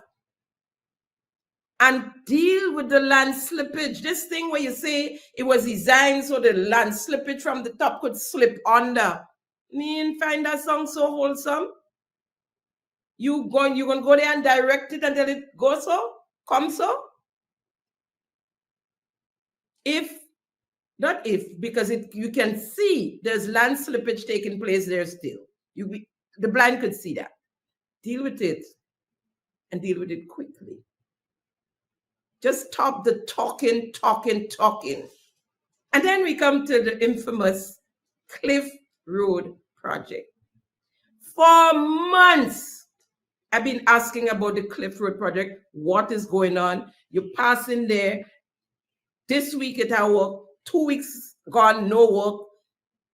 Like no improvement. Nothing happened. 8 months gone already. Huh? But Andy have $100,000. Well, I don't know if he still have it in his pocket or where he put it, but he collected his $100,000 cash as bribery for the project, $15,000 to fix the pickup, to go and sell saltfish. I come into the saltfish just now. Eh? And now you come in and tell us that you're not satisfied. As Minister for Infrastructure, I beg, I ask, I plead, what is going on with the Cliff Road project? Now you're telling us you're not satisfied with the works thus far, and that you had a meeting with a contractor and you warned him, and you told him if they doesn't pick up, you're going to hold him accountable. Pick up what? Pick up when? All now you have to hold him accountable? All no. You have to hold him accountable. When you came from Nigeria, when you got caught, and you come home and you're trying to bamboozle us and you say you're holding a press conference and everybody thought you're coming to tell us about what happened in Nigeria with you and Dangote. Not a word about Nigeria. And you tell us that the Cliff Road project, it's going good, it's going okay. I have pictures of you, walking and saying how well the project doing, Let me tell you, I just can't bring enough to you guys because we're going to be here. Like I'm sitting here, we would be here for 3 weeks straight. Right? You said then that the project will finish at the end of 2025. Well, I find as they go in, we might finish that in truth. So I don't know what's the problem now. What's the problem? All this story and this rhetoric about work being behind and you tell them you're going to hold them. That's a load of BS. That's a load. I'm going to repeat it. You know, you like to repeat things that you want people to hear that you said. Yeah, I want them all to hear that. Hear you. I want you to hear. It's a load of BS.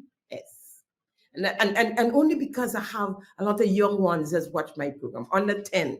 And it brings joy to my heart when I'm in the supermarket and they run, come, Miss Jenny, you want me look, Miss Jenny? And most of the time the parents said to me, I didn't see you, it's my daughter or my son, this high.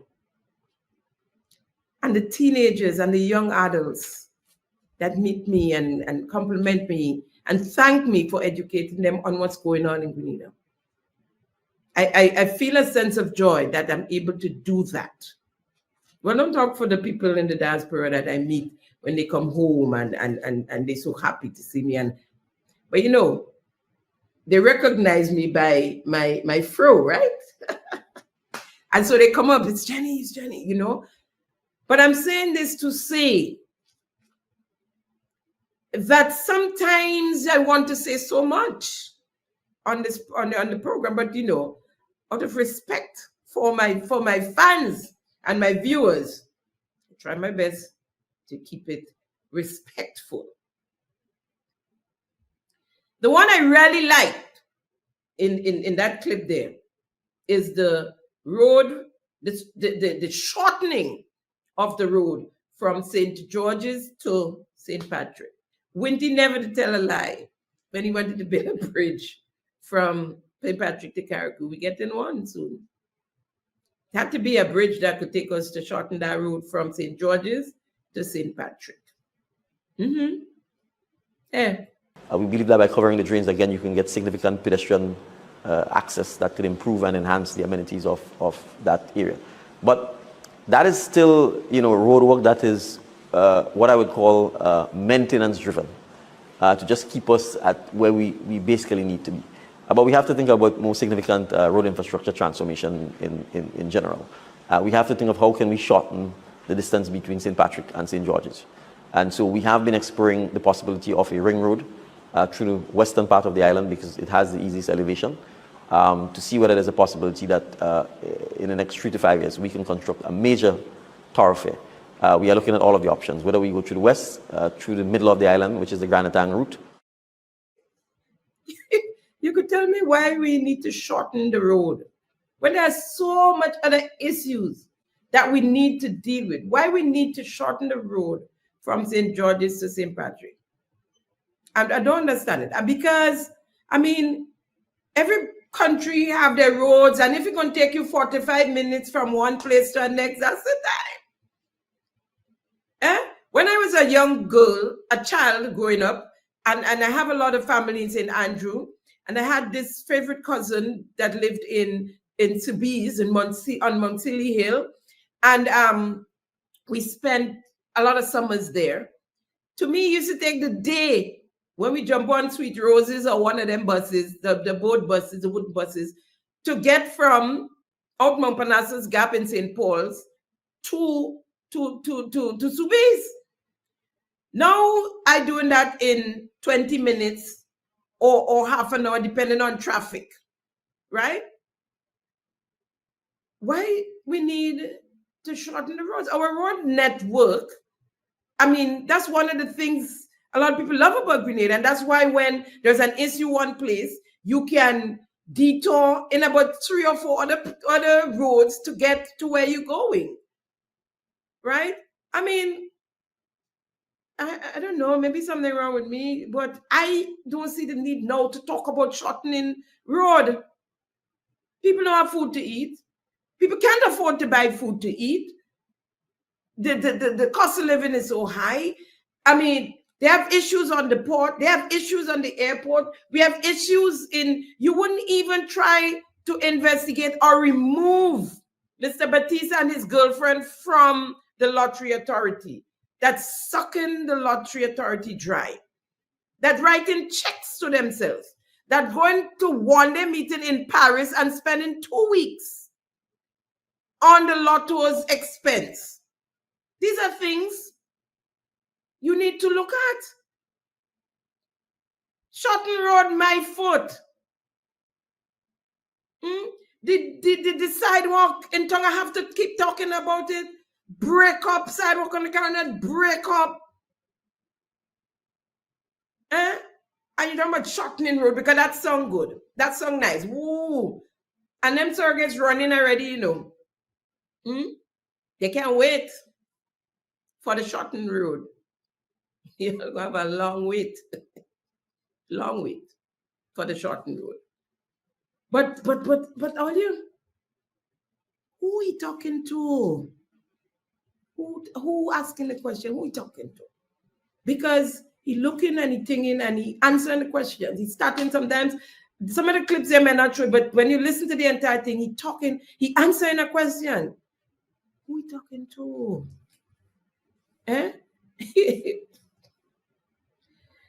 Folks, I'll leave that shortened road thing. I'll leave that right there. Pension.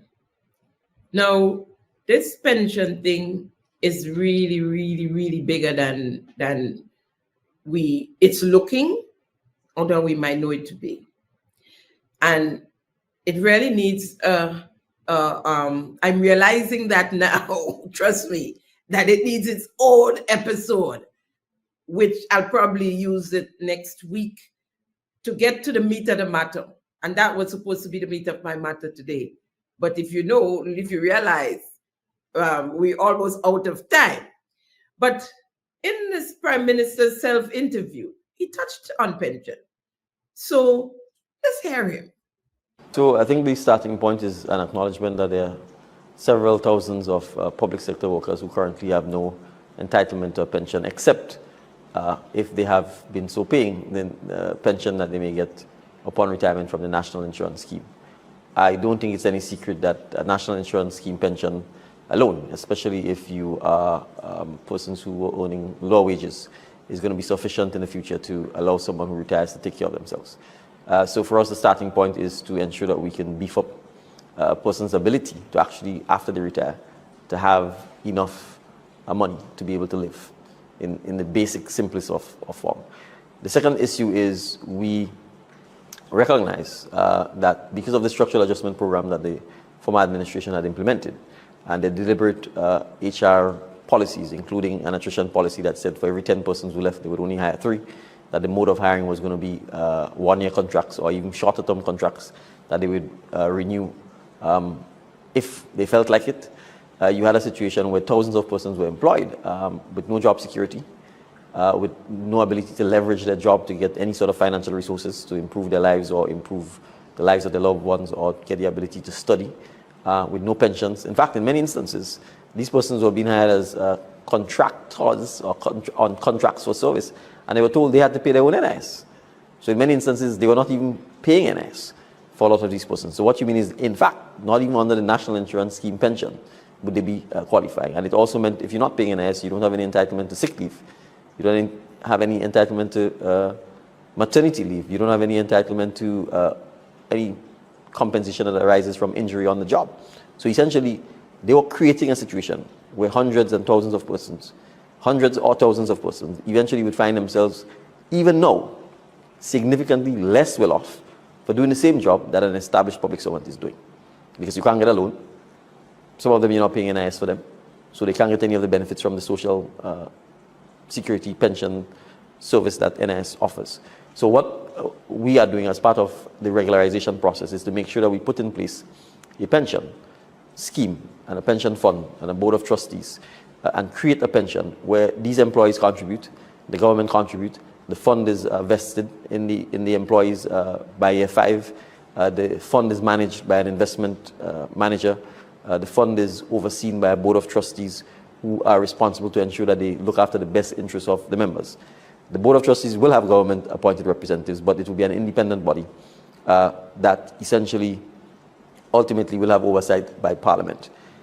The scheme is designed in such a way that employees, in addition to paying the mandatory contributions, and the employer, in addition to paying the mandatory contributions, if the employee wants, that employee can actually top up and pay more so that it's an opportunity for him to save as well.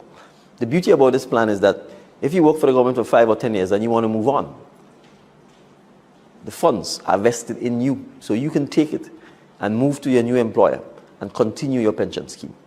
Under the existing pension, that is an unfunded and pension for established workers, you can't do that. Further, until you reach the minimum mandatory years of service, you are not actually entitled to the pension. So on average, the minimum mandatory years of service, I think, is 26 2/3. So if you work for 25 years with the government and you get a better job offer and you want to move on, you're not moving because there's no pension for you to get. So as much as people talk about this great pension that is guaranteed by the Constitution, the reality is it has significant limitations as well. And therefore, we want to create a more flexible, dynamic pension for those persons who currently don't benefit from that pension, that allows you to take your pension if you're leaving, that allows you, if you want to withdraw some of your savings that you've made from it because you may have medical emergency, etc., that allows you to top up the pension by paying additional savings. That pension also allows for the statutory bodies who currently do not have pensions or who have inadequate pensions to also come on to that fund. And eventually, we believe it will allow private employers and employees as well to come on. Once they're prepared to abide by the fund, the rules of the fund, and to pay the contributions, we see no reason why private employees and employers can't come on. And the beauty about pensions is that it's a pooling system. The more you're able to pool, is the more you hedge and you mitigate the risk, and the more likely the fund is going to be sustainable in the long run. What the Prime Minister, forget all the talk there. What he didn't say is what is important. He didn't say to the workers or to us that it's a savings, it's like a susu, or worse, it's like something that I know my mother was a part of when I was growing up. She used to send us in library to pay something called the society, a little money, and it's a savings. And at the end, when you retire, so you could take and go, take what and go, the little pennies that you're going to have in there. At the end of when you retire, you get a lump sum of 25%, right? That's, you can call it your gratuity. And the rest, the balance in your savings, is not growing. You drawing down on that monthly, you take out whatever. And when it's done, it's done. He didn't tell all of that. You can take it and go and take. He didn't tell that to you. That when it's done, it's done. That's not what happens with this pension that they have now. I saw him somewhere saying as well that when somebody dies, that's it with this pension, the 1958 pension plan that people are being paid under. No, that's not true. Your beneficiaries get the monies, like NIS as well. Husband, wife, kids, whoever is your beneficiary, they collect your pension as well. In this one as well. So stop deceiving the people. The same thing that put you up is going to take you down. Regularization, because you promise these people that you are bullying and forcing into this new pension scheme, pun intended. It is a scheme, and or call it a savings. These same people are the ones you promise to make permanent regularization so they could become permanent, and then they would have been a part of this pension, the first pension plan of 1958. But you refuse to regularize them. You cannot regularize them because you didn't do the homework. You might have known more than you told us, because all it was about, you could regularize by the stroke of a pen. It is criminal. It is illegal to have contract workers. You came and add to the ones you've met. And you realize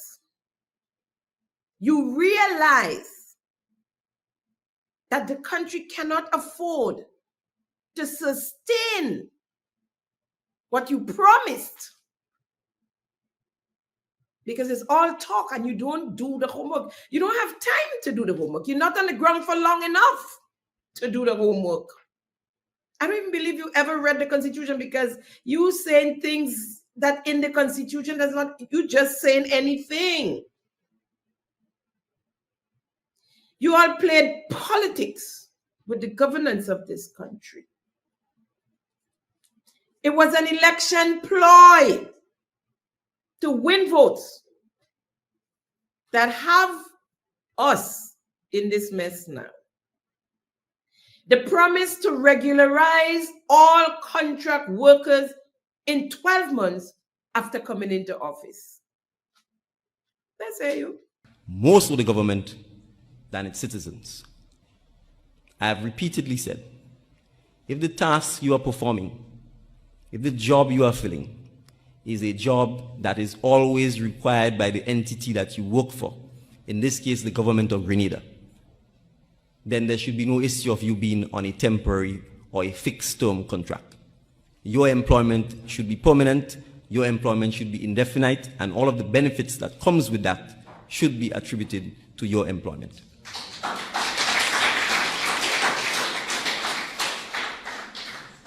And therefore, the National Democratic Congress commits to regularizing the status of contract workers who are working for the government and Imani workers who are working for the government within 12 months of assuming office. At my very first press conference on becoming political leader of the National Democratic Congress, I made it clear that under National Democratic Congress government, there will be one public service. And I am going to repeat that. There will be one public service. If you are working for and on behalf of the state of Grenada. Yes. So the benefit you told them that becoming permanent, they should be a part of the benefit. It's the same 1958 pension plan. And you want one public service. So how is it now that you have a public service that's under the 1958 pension plan where it's non-contributory, and you want now to have that other public service across there that has to contribute towards their saving, their pension plan. And they're already contributing towards the NIS. And we're supposed to have NIS, national insurance coming. And they have increased property tax. And we have inflation that's going up daily.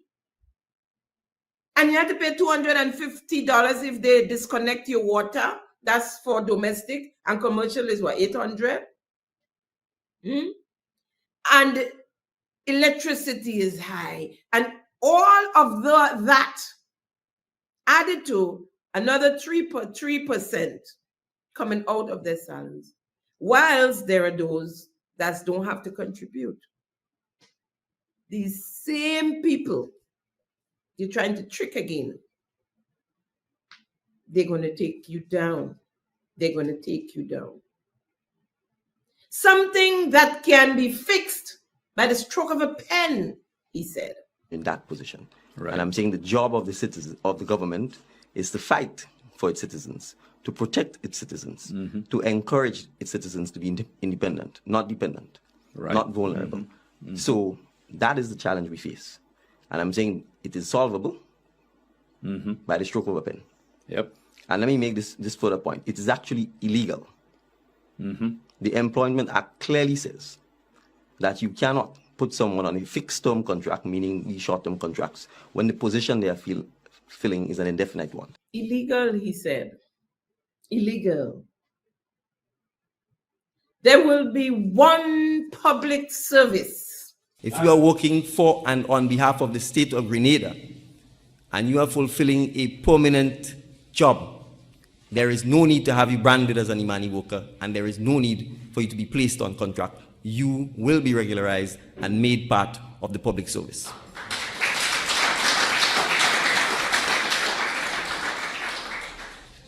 But I just want to reflect a little on the consequences of our workers being placed on contract, and of the consequences of our workers being branded as Imanis and placed on contract. The consequences of that are, as I've said, you will not have a pension. For many of the contract workers, the government of Grenada has told them that they are required to pay their own NIS. And I'm calling out the National Insurance Scheme because we all know that if a private employer refuses to pay the NIS contributions on behalf of his employees, they will be hauling him to the High Court, to the Magistrate Court. They will be auditing him up left, right, and center, and they will be hounding him down to ensure that the contributions are paid. The National Insurance Scheme is therefore required to ensure that the government of Grenada pays the NIS contribution for all of the employees of the government of Grenada. Then they had the soldiers, because that was the campaign ploy. Let's get the public servants, and all of them have family and friends and cousins, and then let's rope them in the deceit.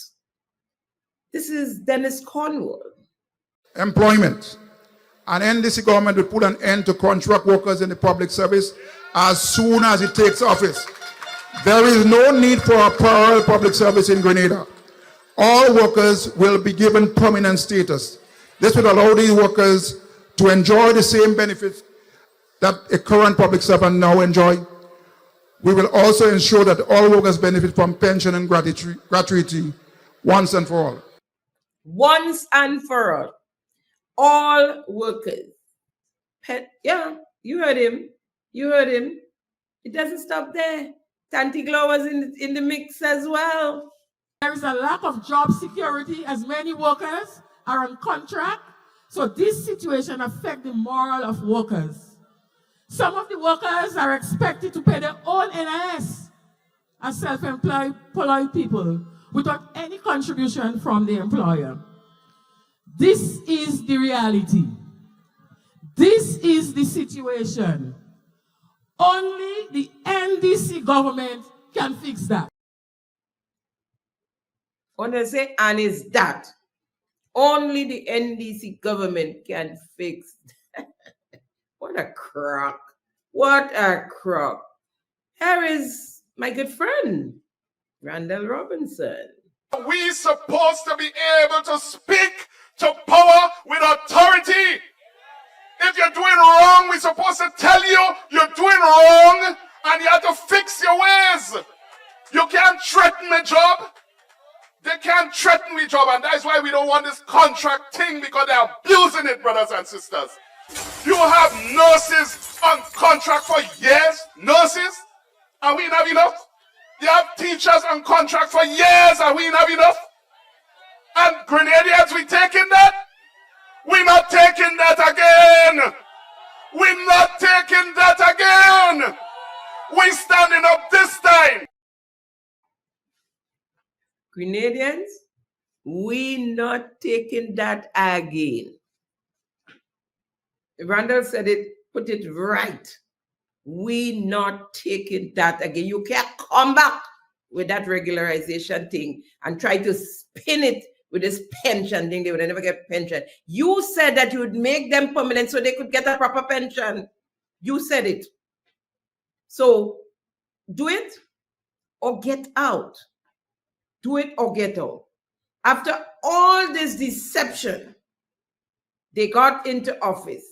Prime Minister Deacon Mitchell say it can't happen. So why it can't happen, Prime Minister? Let's hear it.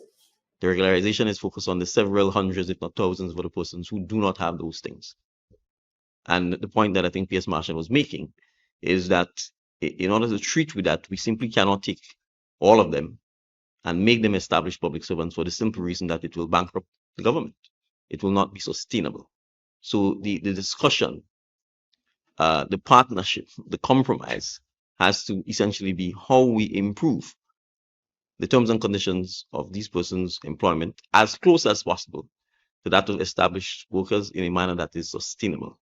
And that involves a number of things. How we agree on a pension formula for them, for example. How we agree on the vacation, etc., etc., etc. Really, Prime Minister? You gonna bankrupt the nation? So me to tell you to regularize, I know you come back telling me it can't happen. You is the one who started that crap and have all of them following you with it. You that started that crap. What pity Matney, Carriacou and Grenada? You that say you're going to regularize all contract workers and humanities. Everybody, now you come and telling us it can't happen and why it can't happen. You didn't listen to what the incumbent was saying at the time. They were in office. They knew what would happen. They were the bright boys at the time. So they was telling you all and us that it can't happen just so. But no, you scoff at them. What are you talking about? You said if you had to borrow money because you didn't think it had money in the treasury. And you said if you had to borrow money to pay the pension and gratuity, you will do it. Then borrow. Borrow to do it. Dr. Mitchell, the then Prime Minister, he said in several different ways that it couldn't happen. He said the public workers were not the only workers who needed help. He had put in place a committee to deal with it, headed by Dr. Patrick Entwine, known economist, advisor to CARICOM heads. They were working on it. The CDB, the World Bank, all these institutions were on board working with the administration at the time. The IMF, to make sure it's done properly, it's staggered. If you have $100,000 in the bank and you need to purchase a kind of car you really want and really like, costs $100,000. You go take your whole $100,000 and buy a car cash? No, you're not going to do that. That's what you did. You come in, you see the money, they take all the money and you pay the pensioners and you pay the doc salary to the teachers because you're showing off. Yeah? And now you don't have no money. You barely could pay salaries when the month comes. That's not how it was supposed to happen. That's not how it was supposed to happen. Let's hear what former Prime Minister Dr. Keith Mitchell had to say. Calls for increment increases that are owed, and salary increases that are owed, and more increases here, and then you have pension, this and so on. I make it very clear. The present situation cannot be compared to 1989. It cannot be. In fact, this government has never sold national asset to meet debts. We have never done it. Astute management of the economy has been a fundamental basis upon which this government has existed. And a member, when he was part of it, would have been espousing the praises of the government for having done this. So there's no issue of sales. The governments that have done it, past governments, and the one that are talking now, they have solutions for everybody's problems. They're going to now make everybody permanent in the public service and the private sector. They're going to force the private sector to hire people permanently, and they're going to find the money to give the private sector to pay. And they have solution. They're now going to have serious wage increases for all the workers. While when they were in their own profession, they did everything to prevent the workers from getting a basic increase, Mr. Speaker. But all of a sudden they come from manna drop from heaven. They're now savior for every single solution in the country. Pie in the sky. You know, as someone said, they're simply not ready for prime time, Mr. Speaker. They're not ready for this. Because, as the Minister of Labour alluded to this, it alluded to the question of wage increases. It's not a thing where you just make irresponsible statements.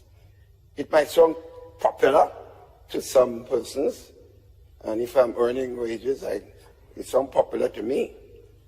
But you have a wage tripartite, legal responsive act that governs how these things are done. Because it's a tripartite relationship, government, trade unions, and the private sector. That's the only way it has to be done.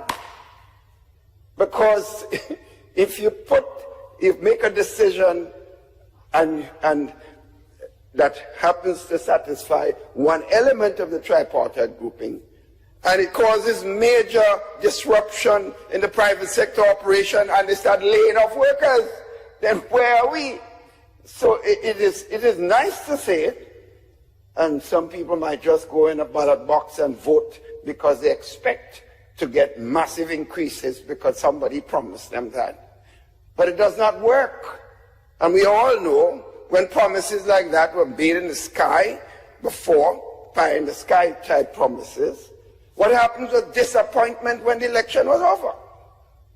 Because when Imani was expecting to get massive increase, they all sent home. They all sent home.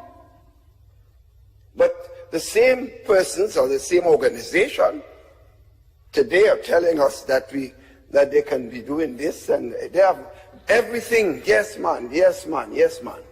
It does not work. So, pie in the sky.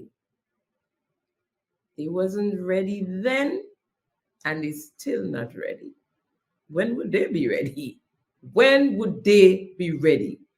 Even in 2024, after all of that, after he said it can't happen,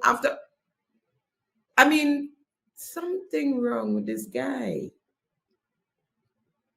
Prime Minister Deacon Mitchell still boasting about paying pension as an achievement. That's at the end of their second year. He said, they say we couldn't do it. They said if we paid the pension, the economy will mash up. It will be doom and gloom. It will be dark days. The pension was paid by November of 2022. And what happened? Was it you that was just saying, if you regularize them and pay pension, we're going to be bankrupt? Why you rush into Parliament illegally? And we're going to deal with that next week. And I'll tell you why it's illegal, friends. Illegally rush into Parliament to form a new pension plan. Why? Why? You're so deceptive. Oh my God. Then there's Cynthia Daughter, your Attorney General. She too, after galloping, thought it was time to be straight with the people. That said, we also raised the issue of contract work and how unfair contract work is, whether it's taking place in the public sector or the private sector, and the need to regularize as much as we can contract workers. But let's be straight. We're going to be straight with the nation. Contract work and pension reform must go together. Because we commit to pay the retroactive pension, and we are doing so. We understand the import of the ruling of the court.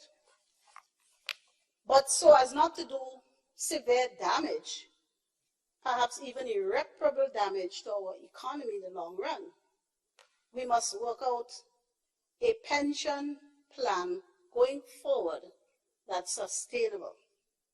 Because as it stands now, when people retire, they are entitled to NIS, that's public servants I mean, they are entitled to NIS plus government pension, and government pension is a non-contributory pension, which means the government alone pays everything into the pension fund, plus under the NIS law, the government pays 6% into the NIS, into the National Insurance Fund.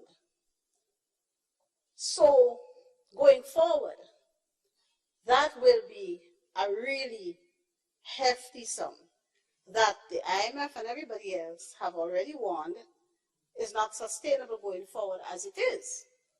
Plus, if we regularize contract workers across the board without at the same time treating with pension reform, what do? We bloat the public service. We expand the public service, and in so doing, the amount of people who would be eligible for pension.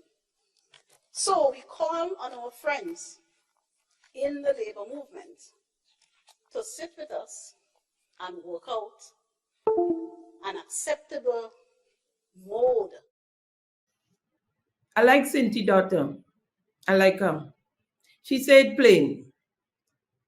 But didn't you all know that when you promised to regularize all workers, that it was going to bloat the public service and that you'd have to pay them pension?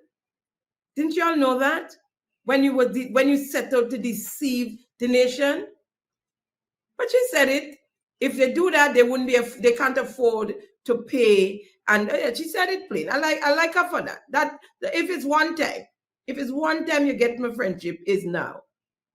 NDC during the campaign blatantly deceived the workers. Why didn't you be straight with the people then? Why didn't you campaign on pension reform? Why didn't you tell the temporary workers, the contract workers, sorry, why didn't you tell them that you couldn't regularize them and that you was going to work out a special pension plan for them? You're afraid they would not have voted because they probably would have looked at it and say, nah. Why campaign on regularization of all contract workers and paying them even though you were warned against it? Yeah, you did. The IMF, they did warn against it. They did. Why didn't you do the homework? The government, the fiscal space would not allow for such spendings. And therefore will compromise the financial stability of the country, plain and simple. And that's what you come back and say no, after you fool them into telling them. What is worse is that all indications points to the NDC plans from inception was to gut the 1958 pension plan. This is what Cynthia daughter more or less said in this clip. Pensions, right? We were able to resolve the issue of outstanding retroactive pensions and gratuity to public workers and to clarify that the public workers who are already established, their pension has been restored. So when they retire, they will get their pension and retirement benefits under the existing 1958 Pension Act. Yes. And we were able to work hard. We started immediately on assuming office. So this is actually not just 2024 achievement. It culminated here in 2024, but we started work immediately on coming into office in October 2022, set up a pension review committee, knowing that for some workers, while we restored pension for some, there was almost 4,000 more who were not eligible to a pension, and we had to treat with them because we recognize the inequity with having workers serving the country side by side as co-workers, and one has an automatic pension and the other doesn't. So only this week we passed in the Parliament the Public Sector Employees Pension Fund Bill, which will bring into force in January 2025 pension for the rest of public workers who were not ordinarily entitled to a pension. Folks, the eyes have it. The eyes always have it. Thank you for joining us on another episode of Simon Says. It's always a pleasure conversing with you, keeping them honest. Thank you for viewing another episode of Simon Says, where facts come first. I'm your host, Jenny Simon. See you next week, same time, same place. Have a good one. Bye. Thank you for tuning in to Simon Says. To ensure that you never miss an episode, click subscribe and make sure to turn on the notifications by clicking on the notification bell icon. See you at the next episode.